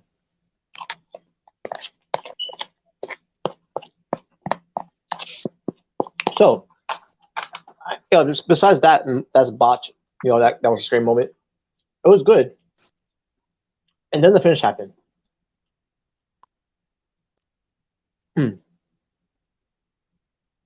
How they decided to end this match? To at least try to protect Mustafa Ali. Because we don't want him to win the belt, but at the same time we don't want him to lose. Because we already have him having him lose already so many times. But he still lost because guess what they did with it? What? Dolph Ziggler attacks Austin. Oh, right. I remember that. He attacks Austin Theory, and like what the hell was, and and why Dolph Ziggler do this? Because he's gained revenge on Theory because Theory beat up Dolph Ziggler so badly that he missed a couple of weeks of actions. Like, to be honest with you, I forgot he was even there. Yep. Dolph Ziggler was so irrelevant that he made me feel like wait a minute, you're still employed. Because to me, based on what they did with Dolph Ziggler a week ago, I can't remember if it was either a week ago or whatever, but it just shows you how irrelevant this guy is. That it was so bad, with him being built like that by Austin Theory. Austin Theory was recovering from that cash in fail. That that made me think, that those go released Dolph Ziggler from his contract because because you're not getting over, you're not irrelevant, like you used to be anymore. Well, whose fault is that, by the way? Yeah. But so we're gonna do a spot with you. You're being built so badly, and then we wish you well in your future endeavors. Instead, they have him come out there, beat up on Austin Theory. Mustafa Ali, so upset with this, he goes up to Dolph Ziggler, shoves him and then Dolph Ziggler's like, I'm getting revenge. And like, who gives a fuck about your revenge? No, and guess what? Neither did the crowds. So he came out there, these crowds didn't know how to react to this. Wow, so they were dead for Dolph Ziggler. What does that tell you about Dolph Ziggler's career in WWE right now? Yeah, he went from having the biggest pop in the Raw after WrestleMania to not getting a reaction at all. Wow. Hey, you could bring Christian back into WWE, and he will get a bigger reaction to Dolph Ziggler right now. Yeah, because at least he's doing something. Dolph Ziggler's been jobbing since freaking, I want to say 2017. Austin Theory took care of both guys, especially Dolph Ziggler, by giving him the A-Town down to make him scream it out loud. But he can't because he's knocked out. Yeah. So Dolph Ziggler couldn't lace up his fucking boots. Not even when trying to do a sneak attack on him, he couldn't lace his fucking boots. Nope, you can't even get revenge. Wow. At least with um Austin Theory here, doesn't matter if people boo him and all that. At least he's getting a reaction. Yeah, he's getting reaction, and that's all that matters. Dolph Ziggler, like you said, Dolph Ziggler didn't get anything. Wow. That's crazy. By the way, when it comes to the Rumble, do not put Doug Ziggler in there. After that reaction, no, which was none. You should not put him in the Rumble. In fact, last maybe what 4 to 5 years of him being in the Rumble, nobody even cared about this guy being in the Rumble either. No. So there's no point in putting him in the Rumble anyways. Yeah. And there's no point in pushing him either because nobody cares. No one cares anymore.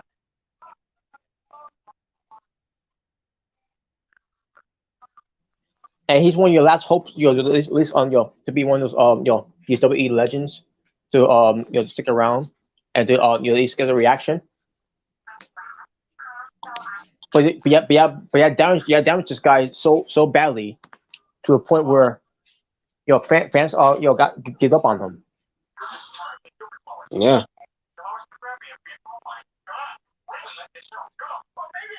Yeah, the resident. Yeah, he's just a resident jobber.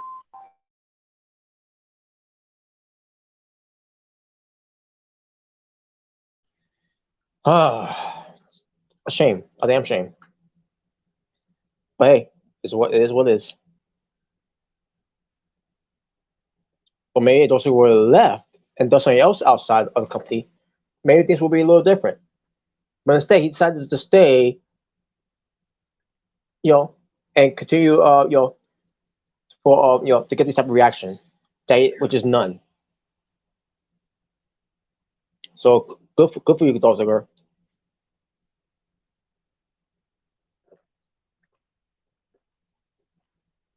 Anyways, JBL was on his phone.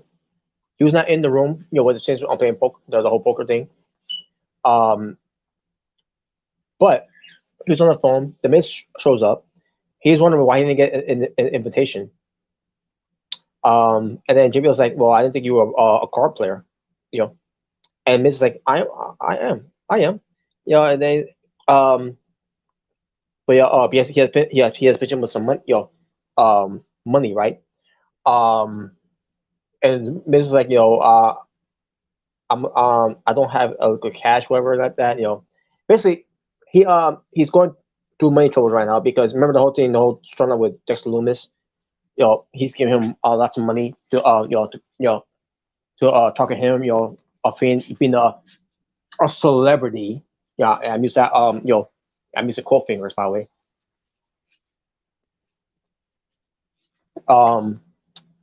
And Miz tried to give JBL his Rolex, right?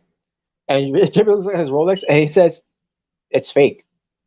And Miz had a look on his face and he walked away. And like, okay, so I don't know what they're doing with the Miz here. I don't know what they're trying to do with him after his failed attempts to start on with Dexter Loomis and Johnny Gargano. And unfortunately, with Tommaso Ciampa not being part of it, because he ended up getting hurt, in the middle of it.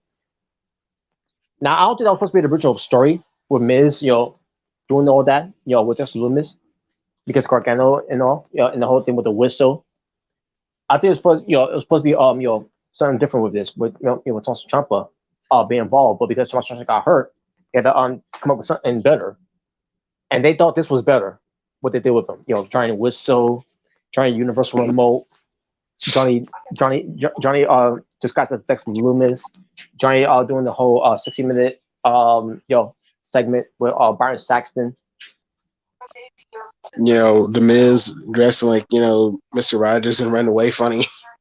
But I'll say that part was funny.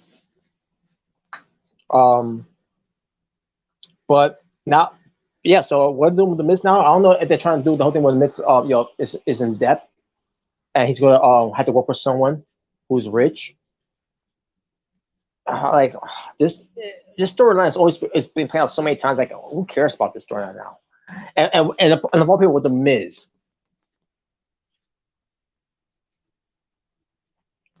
Okay, we'll see where that goes. It's probably not gonna be good. So, well, it's whatever. Um,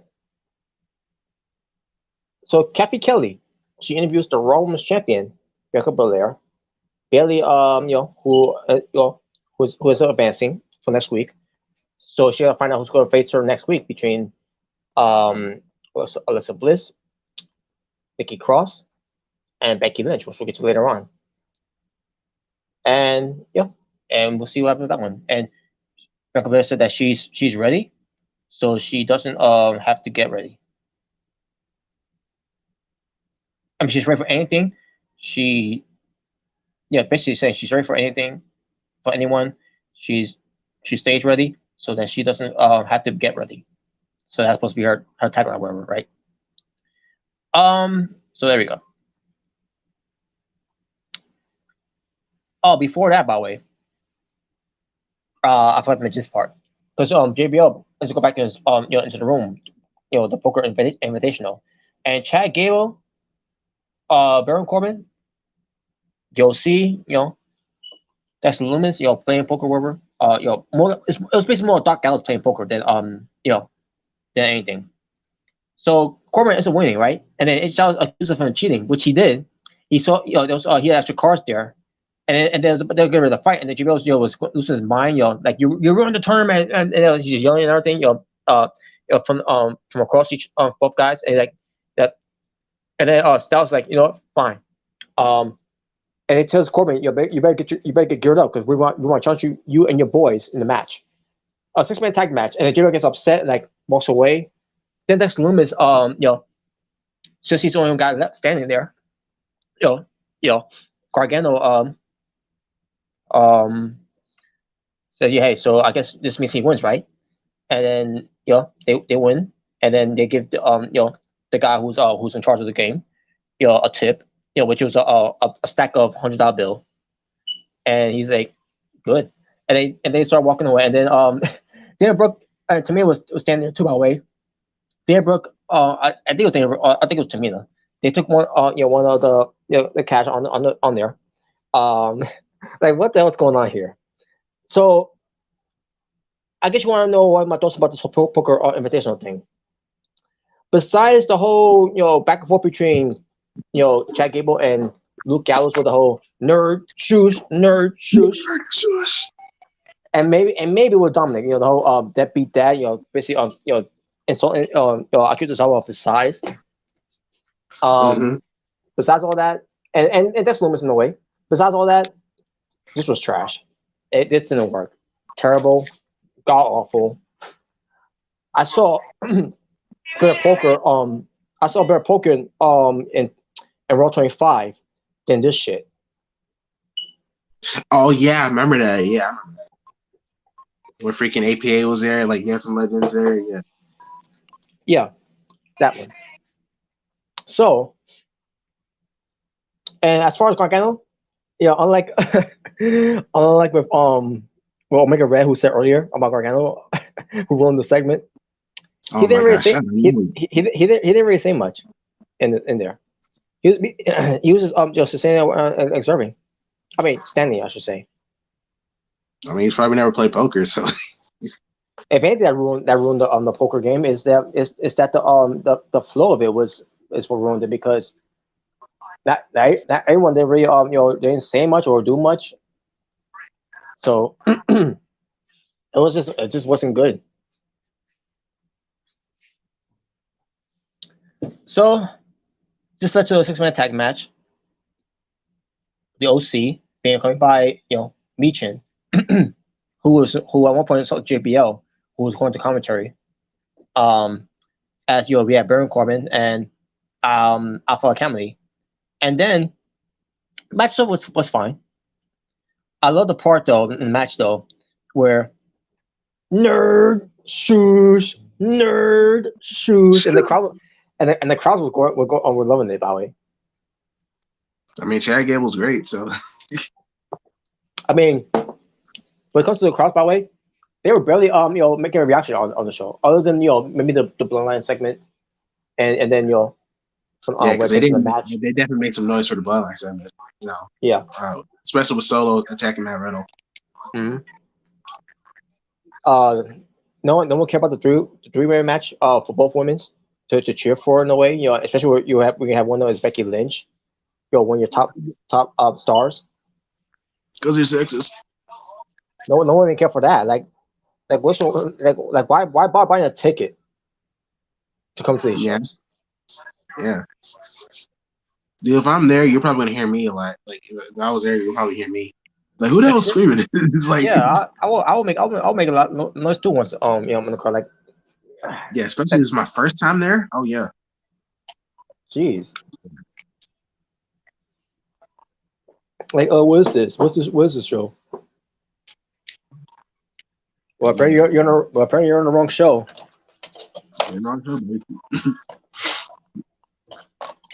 But anyways, but in the end, the OC winning. Of course. And of course, again, Chad Gable has to be the only one to lose because we can't have Baron Corbin losing because he's a wrestling guy and you got these commentators minus Kevin Patrick, which they call him Shamrock every time because he's Irish, but I think it ain't easy being Irish. Oh God, I guess not. But so yeah, I don't know why Corbin couldn't lose, because again, Chad Gable was more entertaining than boring ass Corbin. Oh yeah, most definitely. But they put him up, and he's gonna be a waste to be in the Rumble, by the way. No, it's not. Jeez, man, this is ridiculous. That what they're doing with him, which is boring. He's awesome.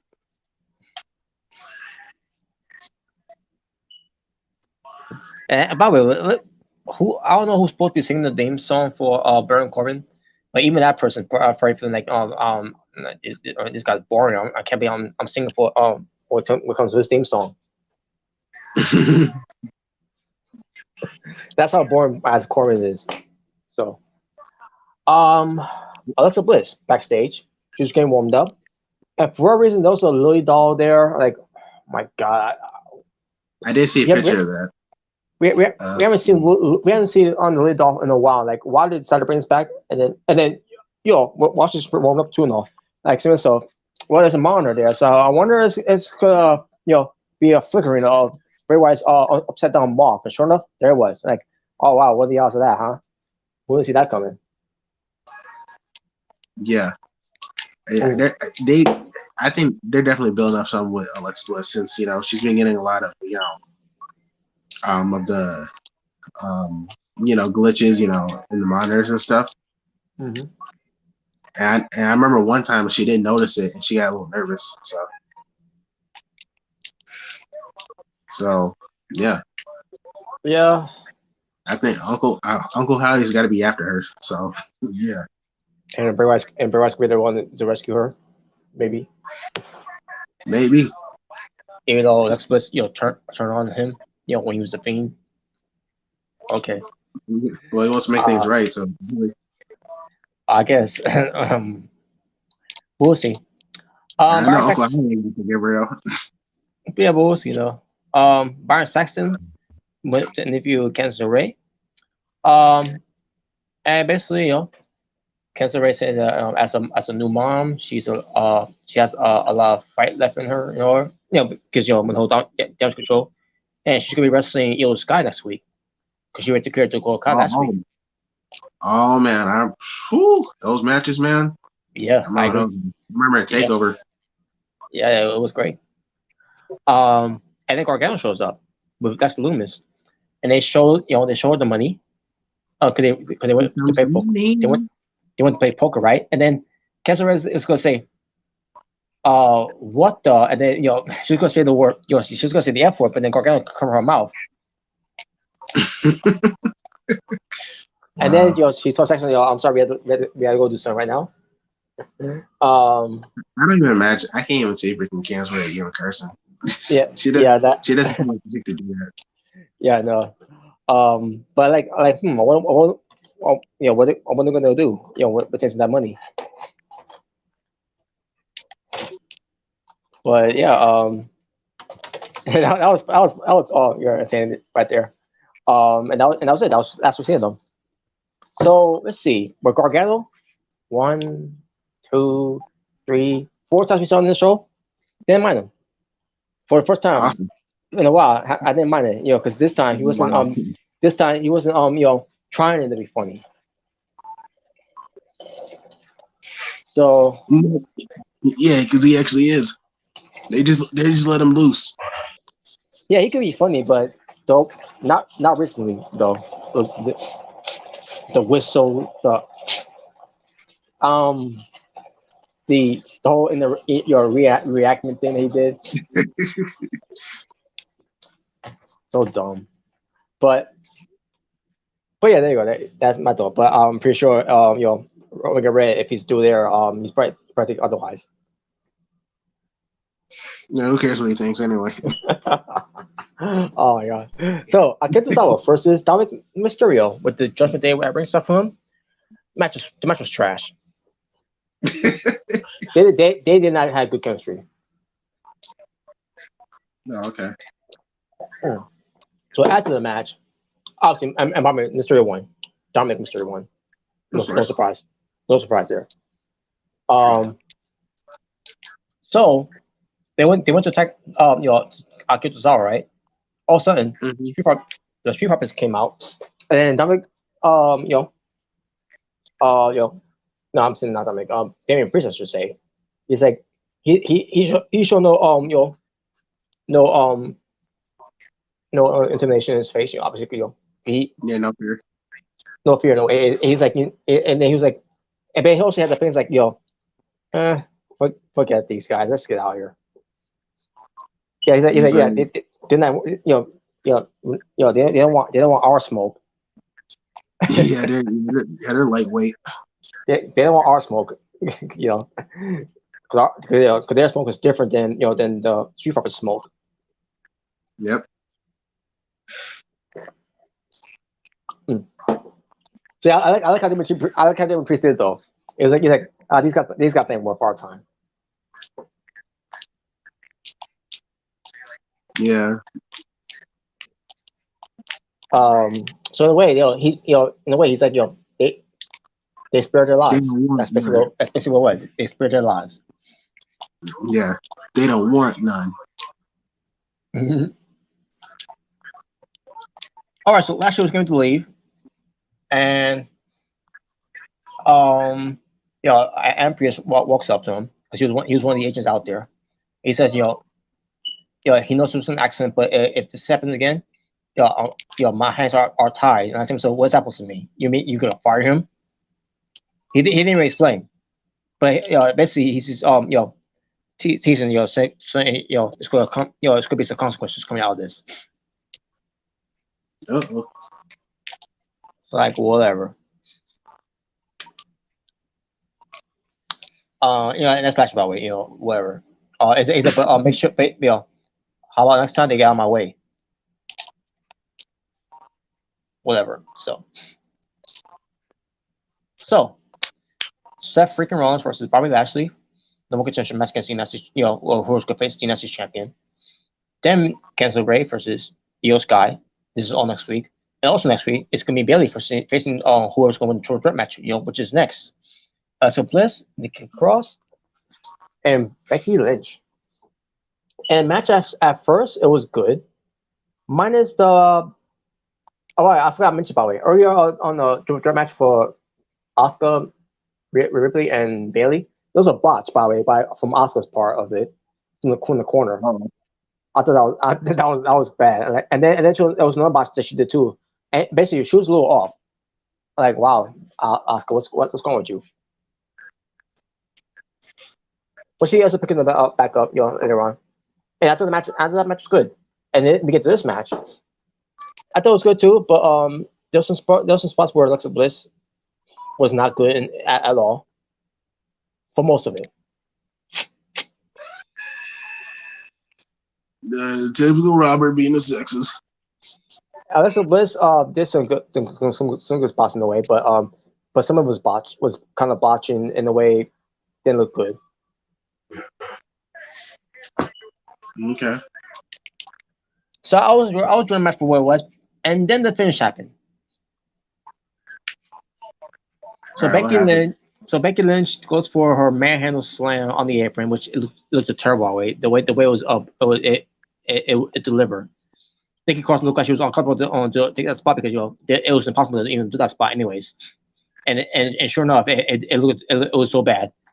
And I thought her Becky Lynch doing the manhandle slam in the ring was bad, but on the apron was worse. It just looks terrible. So that was good. Look, that was going to be the end of the match, and Nikki Cross was rolling, and Becky Lynch tried to get to her. And I see myself, what's going on here? Like something's gonna happen, and sure, something did happen. Damage Control came out, the tag team champions, and they attacked Becky Lynch because there's no qualifications, lazy booking. So stupid. And then they pulled through the table, the broadcast table, like, and not even the cross care about that. Wow. This crowd was dead for this main event too. And then back in the ring, Elizabeth goes for Twisted Bliss, where she caught Nikki Cross's knee or thigh, whatever. Yeah, great landing there, Lexa. You're reading all the hit your target on the right position of the body, and she wins. Now I knew she was going to win, by the way, but man was on that, and the match was awful.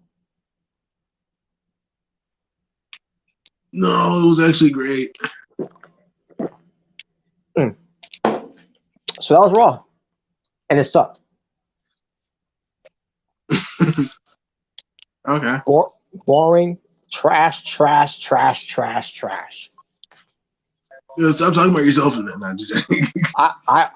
It was that bad. I went to bed about 3 to 4 times laying down because it was so fucking boring. Like I said, the best part was Soul Sikoa. That's my favorite part of the match. Yeah, of the show. Yeah, if someone Social Cole was carrying your show, that's a problem because the right hand man of the bloodline, the enforcer of the bloodline, who's is challenging his Umaga, something that I grew up being a fan of, during that his time there and during his time in this earth, is giving me some old school vibes back of watching the show, and then this is how you present the rest of the show after Social Cole as a being off from our TV. Terrible.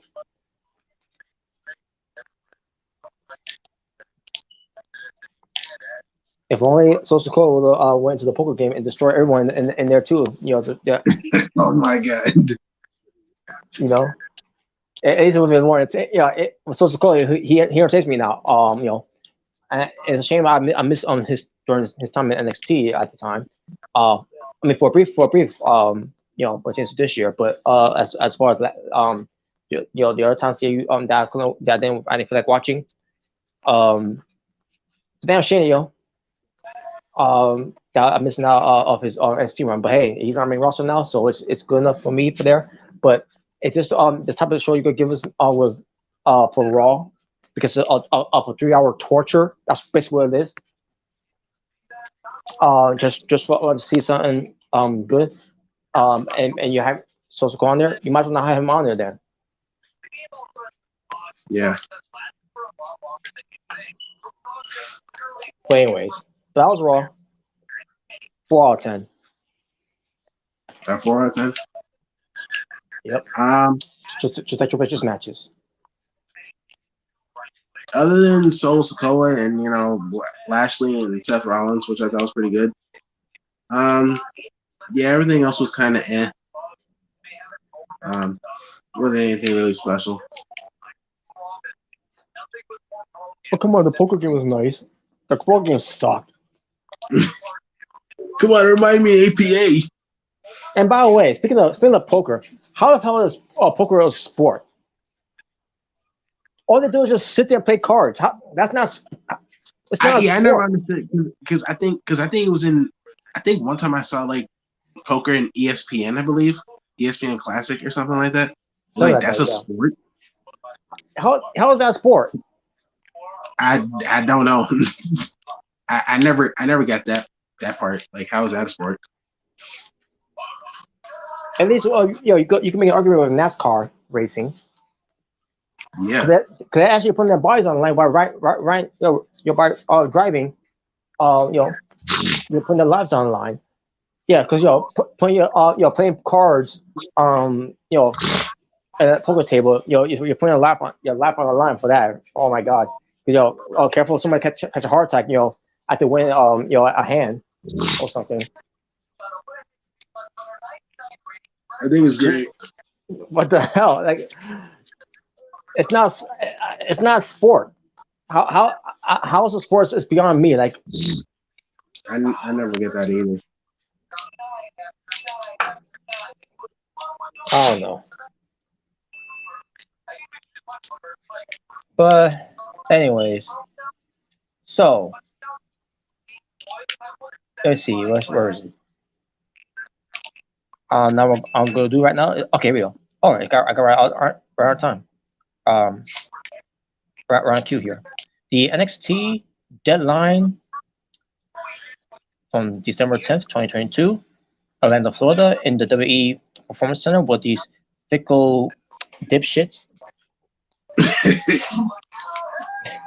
So this is a real prediction, by the way, for Deadline. And so far, the matches, we got 5 matches on here, which is, I kind of was going to put more matches on there. The two are we're looking forward to the most. Definitely looking forward to the most now because, first of all, for the women's, no Winnie Chu, thank God. And for the men, more for me than Jalen. Thank God, no Audrey Chase too. But let's go to the matches here. The first match we'll read to is Alba Fire versus Isla Dawn in a singles match. I gotta go Isla Dawn here. Yeah, me too. Aladon. And how she's gonna win? I think she's gonna do which she did earlier on NXT. I think she's gonna do a poison mist to Alba Fire. Okay. So and it's gonna be a good match by the way because these two have good matches before, even on NXT UK. Yeah. So I mean, unless they want Isla Dawn to lose and get and get buried, I can see Rodo booking that. Well, what's the loss don't matter. Oh, you didn't know? You're an idiot. That's what. Oh, that's what. Anyway, but okay, you said Isla Dawn too. But we'll see. But Pretty Gaily versus New Gay for the NXT that's in Deadline. Tag Team Championship. Yep, it's happening. I thought it was going to build that up. Oh, well, I think Pretty Nope. Deadly's one of them. Yeah, they are. And it's just NXT ways to put over the new tag team champions who won the belts since what 2 months ago, 3 months ago, whatever. Yeah. And I'm like, who cares? And on top of that, they better have them on TV as tag team champions. You're homophobic. Yeah, because I'm missing out on a dude sitting on another dude's lap to tell the true Christmas story. It was funny in the Wendy's commercial. But yeah, Pretty Gay is gonna win against New Gay, and still your gay tag team champions. Yeah. By the way, as Elton Prince and Kit Williams. Um, Let me see which is which. Wait, you said Kit Williams? Yeah, Kit Williams. I think Kit Williams is the brunette, and and Elton is the blonde. I think Dude, so. that sounds a whole hell lot like Cat Williams to me. Kit Williams. Kit Williams. I It's mean like, Kit Wilson. Oh, I'm sorry, Kit Wilson. Let's say Kit Wilson. I was about to say because Kit like that sounds Kit a lot like Kit yeah, Wilson. that sounds a lot like freaking Cat Williams. So I was like, I'm gonna get sued for that. Yeah. Oh man. Um, Braun Breaker defends his NXT Championship against Apollo Crews, which I see Braun Breaker retaining here. Obviously, yeah. Now, I'm now wondering, will this be the main event, or will one of the, which I'm assuming maybe the men's Iron Survivor Challenge is gonna be the main event, unless it's not gonna be the main event. It's gonna be like the semi main event. Maybe the fourth match. We'll, Since we'll it see. says 5 minutes, right? hmm Yeah. So, yeah, so we'll see. But yeah, Braun Breaker obviously, Yeah. and then Apollo Crews, he might turn heel. Who knows? Yeah, probably. Or not, or either that, or yeah, yes, the official dipshits are gonna chant both of them that they both suck. Probably, yeah. Cause they hate, don't like, Oh, like, Apollo is angry. yeah, don't let your yeah, I can see that too, by the way. That's gonna be the new thing where since all these babyface turning heels. Oh, whoever's so angry, Yeah. dipshits. But anyways, now we go for the women's Iron Survivor Challenge. I assume that's gonna be the opening match, by the way, for the show, unless they want to do the either the tag team championships to be the opening show, or the women's singles match. But I think the women's Iron Survivor Challenge is gonna be the one to open up the show, where the winner of that match gets to gets to face the NXT Women's Champion in the future. When that will be, I guess when they announce it. But your participants is Kiana James, the lawyer, businesswoman, or whatever given it's supposed to be isn't it? Versus Roxanne Perez, versus Cora J, versus Zoe Stark, versus Indy Hartwell. Now, I think how we should do this. We should pick on 3 out of 5 of what who should win. And they ask as for the other two, there could be basically our least who we think is going to win. So based on Indy Hartwell of what she's been doing, they've been doing with her, and then with her improving, and really win me over. After tonight, she definitely won me over. Um, my first pick is who I think should win is Roxanne Perez to face Mandy Rose in the future, where this time there'll be no Cora J involved because their feud is already done, already over with, and maybe he'll come back, like remember like Champa, Mm-hmm. Oh yeah. Yeah. Yeah, this time she won't. There'll be no Cora J in her corner because they're like I said, their feud, that already that cemented their friendship being over, and now one of their enemies.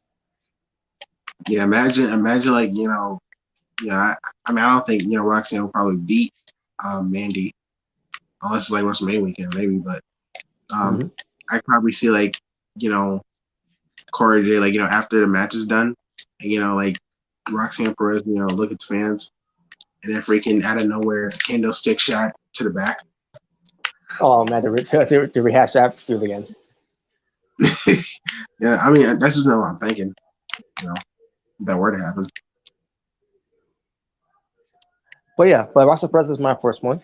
My second one is going to be Indy Hartwell. Okay. And my third one, I could definitely see,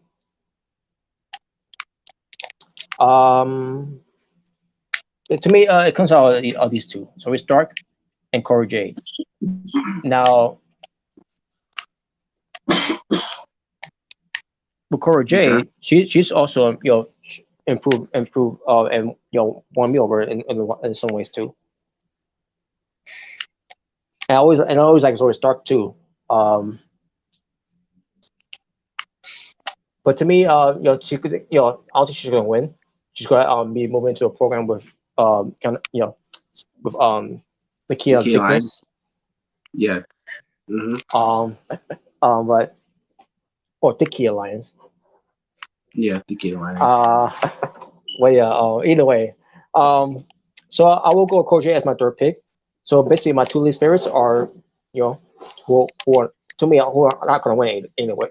Either way.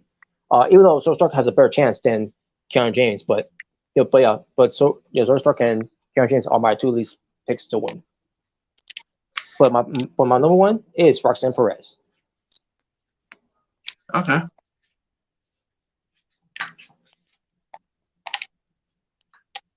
All right. All right, For me, number one, I'll probably say Roxanne Perez as well. all right, Number two, I would say Corey Jade. And number three, sweet. I'll go with Indy Hartwell. So pretty much the same thing, just a little All right, different. all right. Now, Omega Red earlier said he basically goes for Roxanne Perez. He's waiting for Roxanne Perez to win. Now, no, now when we hopefully by the time we get to Friday or Thursday, whichever days that Omega Red comes back. 'Cause I don't think he's in the chat right now. Unless he pops in tomorrow maybe I don't know. But I'll give him to Thursday and Friday. So he can get his predictions of it. But he definitely does go for Roxanne Perez, as his number one. And we'll see what happens with the rest of if he has some other picks that he wants to go with as well. If not Roxanne Perez, but we're all in agreement though. Roxanne Perez should be the one to win. Yeah. Sweet. Unless these NXT fickle dipshits want to boo her. Yeah. Yeah, Probably will yes, do. yeah, I agree, sweetie. I agree. Hey, bro. Yeah, they're different. All right, so that's for the women's, and now for the men's Iron Survivor Challenge, where the winner Yes. gets to face either Apollo Crews or let's face it, Braun Breaker is going to be the Yeah, winner. Robert. For the NXT Championship. Do So, genetic. so your participants are Camilla Hayes versus JD McDonough versus Mr. Say So and Grayson Waller. Yep. Versus Joe Gacy, retains to Schism versus Axiom. Now it's the same thing. Three out of the five retains to of the top three is who we think is going to win, and the other two is going to be our least favorite. Now, obviously, no brainer here. Carmella Hayes is going to be number one for me. Yeah, Carmelo Hayes. Yep. Number two for me will be JT McDonough, and number three will be Joe Gacy. As much as Axiom, is in the match, I don't think he's gonna be he's be anyone's favorite, especially of what I heard from Moringa Red earlier. These fickle dipshits fooled him. Mm-hmm. Yeah. But he's gonna be one of my least favorites winning. I really don't see him facing Braun Breaker, and I definitely don't see Grayson Waller. But he's to me number 5. Oh, So there you go. And plus I don't think he's NXT Championship material. not yet. No. Not yet. To me, it's never. Oh, He's not going to be Nazi's champion. Get the fuck out of here. let alone be an Intercontinental champion. wow. Oh my god. Don't do but that, Robert. but Uh-oh. Grayson Waller heard you. Like I said, Carmelo Hayes, JJ McDonough, and Joe Gacy are my top three there. But obviously, the match should go to obviously to Carmelo Hayes. So, Yeah. which he is my pick to win. And also, he's Omega Red's pick too, by the way. Mm-hmm.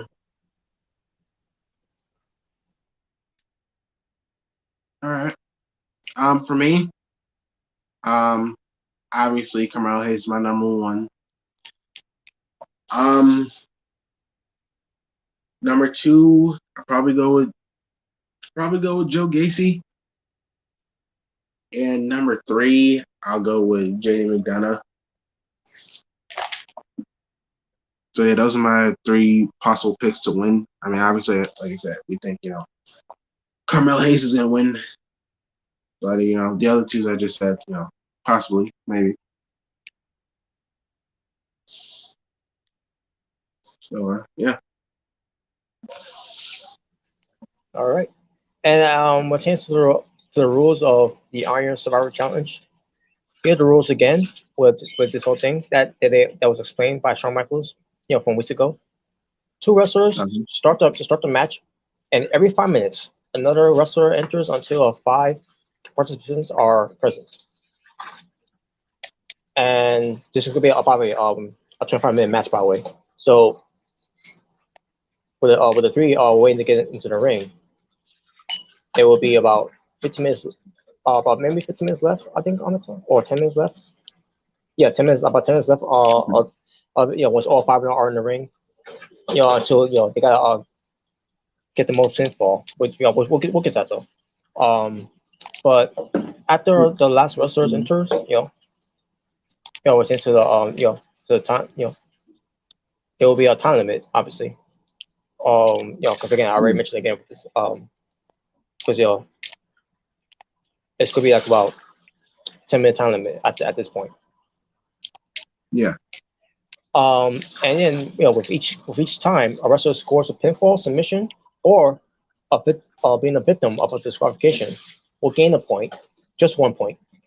Just everyone's wondering, how many points? They said a point here, so so it means 1 point. Yeah. Because again, it's like an Iron Man match, War Games match, King of the Mountain match. You want to put that too, because the penalty, the penalty box that they got. Yeah. And It's pretty much also like like a mix of those three. yeah, and also in the way of scramble match, except it's only Yeah, five wrestlers in there, and yeah, so except there's no six, there's no six participants. So yeah. but so you basically get a point. A wrestler who is pinned, submitted, or disqualified goes into the penalty box for 90 seconds. So 90 seconds wasted, something happen where they can't factor up anything and they put in the penalty box. Now, how many penalty boxes would there be in there? I don't know.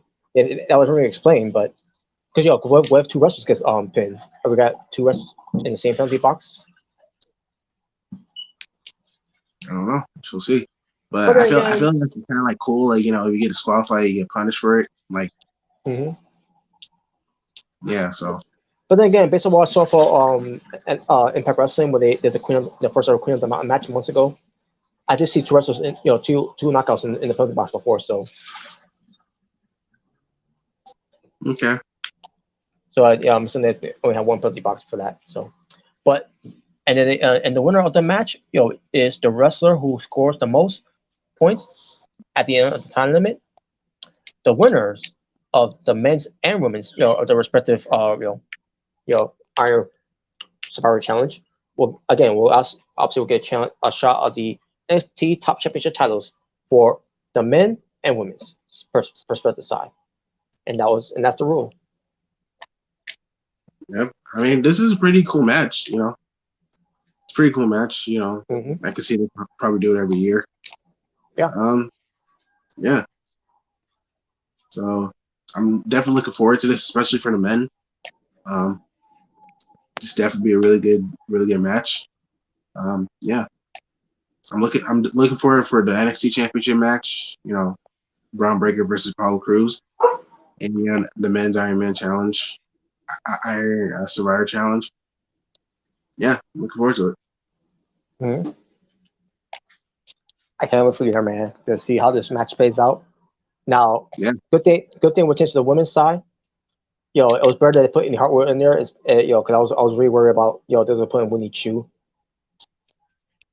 but but thank God they didn't. they got it in, and on top of that, it was a clean win. And no shenanigans in a way. Oh, thank Yeah. God. Um, No, we need Rampage shenanigans. well, even if it was shenanigans, it probably would have been, it probably would have better than what it did on Rampage, but in that lumberjack match, or should I Yeah, say, yeah. or the shenanigan match. Yeah, And the yeah. irony, by the way, that QT Marshall mentioned, any shenanigans, like, wow, Oh, they're self-aware. he must he must have been watching our videos.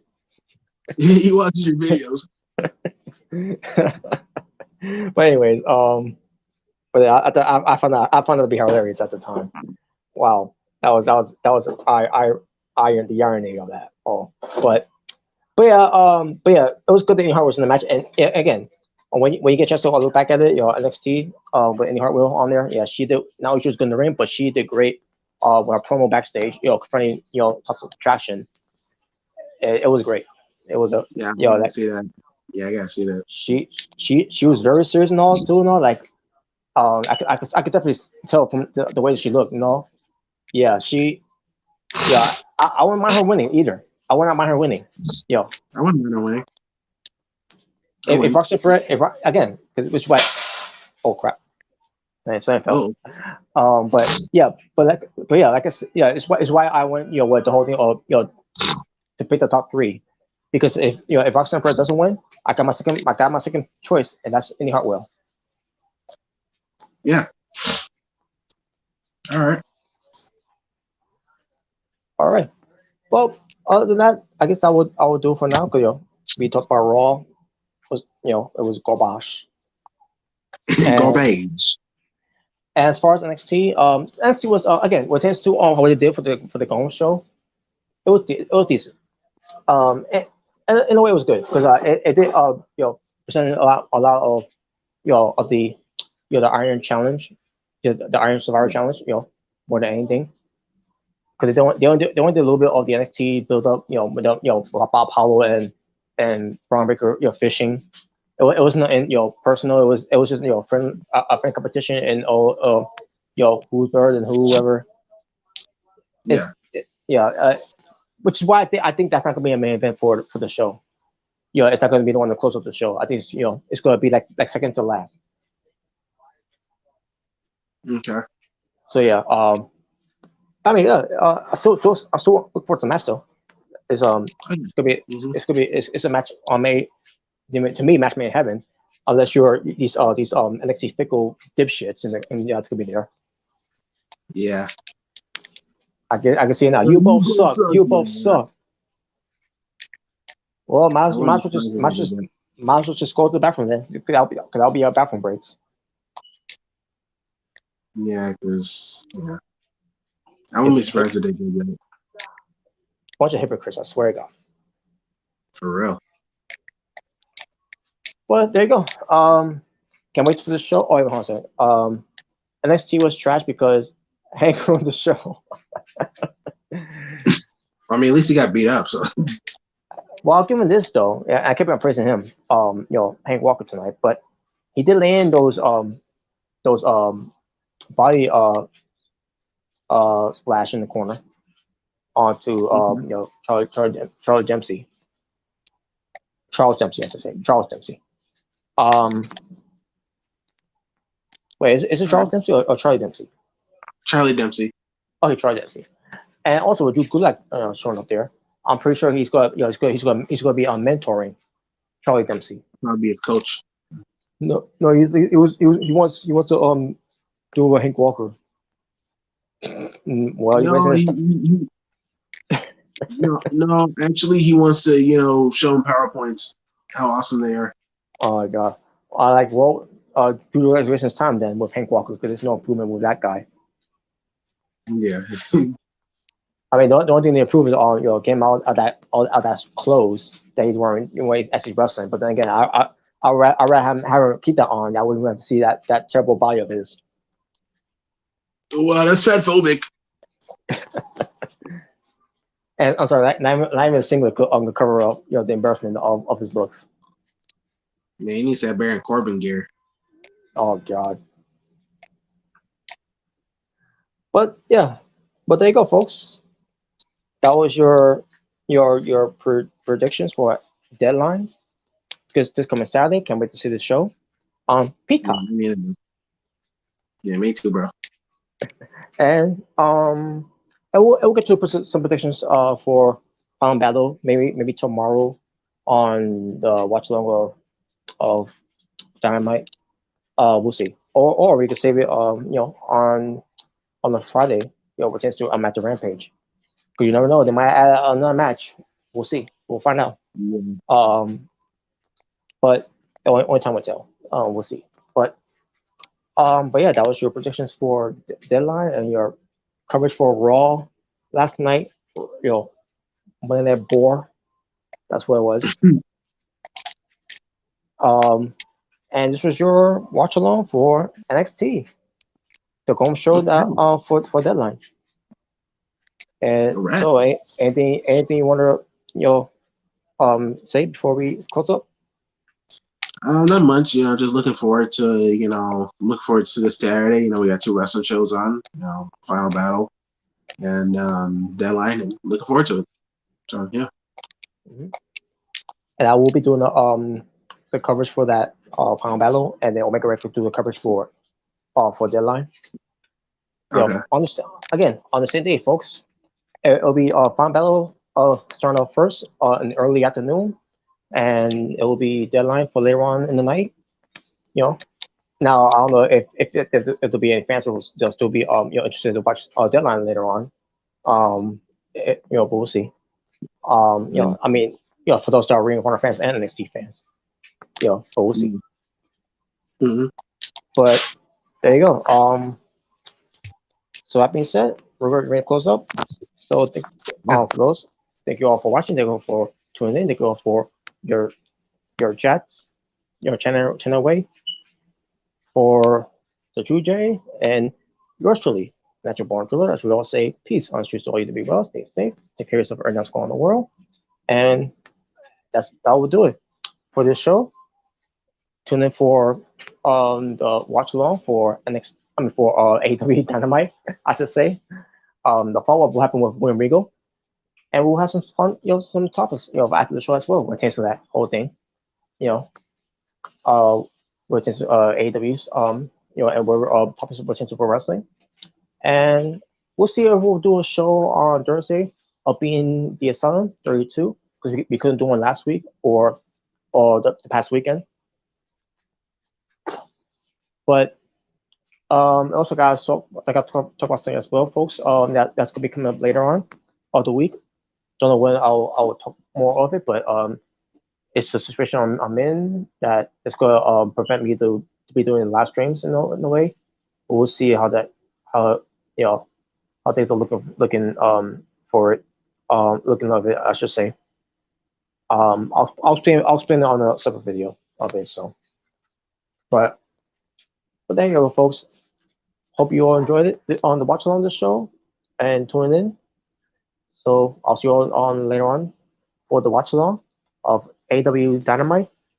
I'll see you all also maybe on Thursday maybe for being the Asylum episode 32, and for the watch along for Rampage. And I think I think Omega Red can have SmackDown if he wants to do it. So yeah, I think I'll talk to him about that though. So, which is this SmackDown coverage, I'll guess I'll have him do it, and then I could do Rampage. So, but that's what I'm saying from there. So, I'm out here. Ta-ta for now. I'll see you all next time. Take care.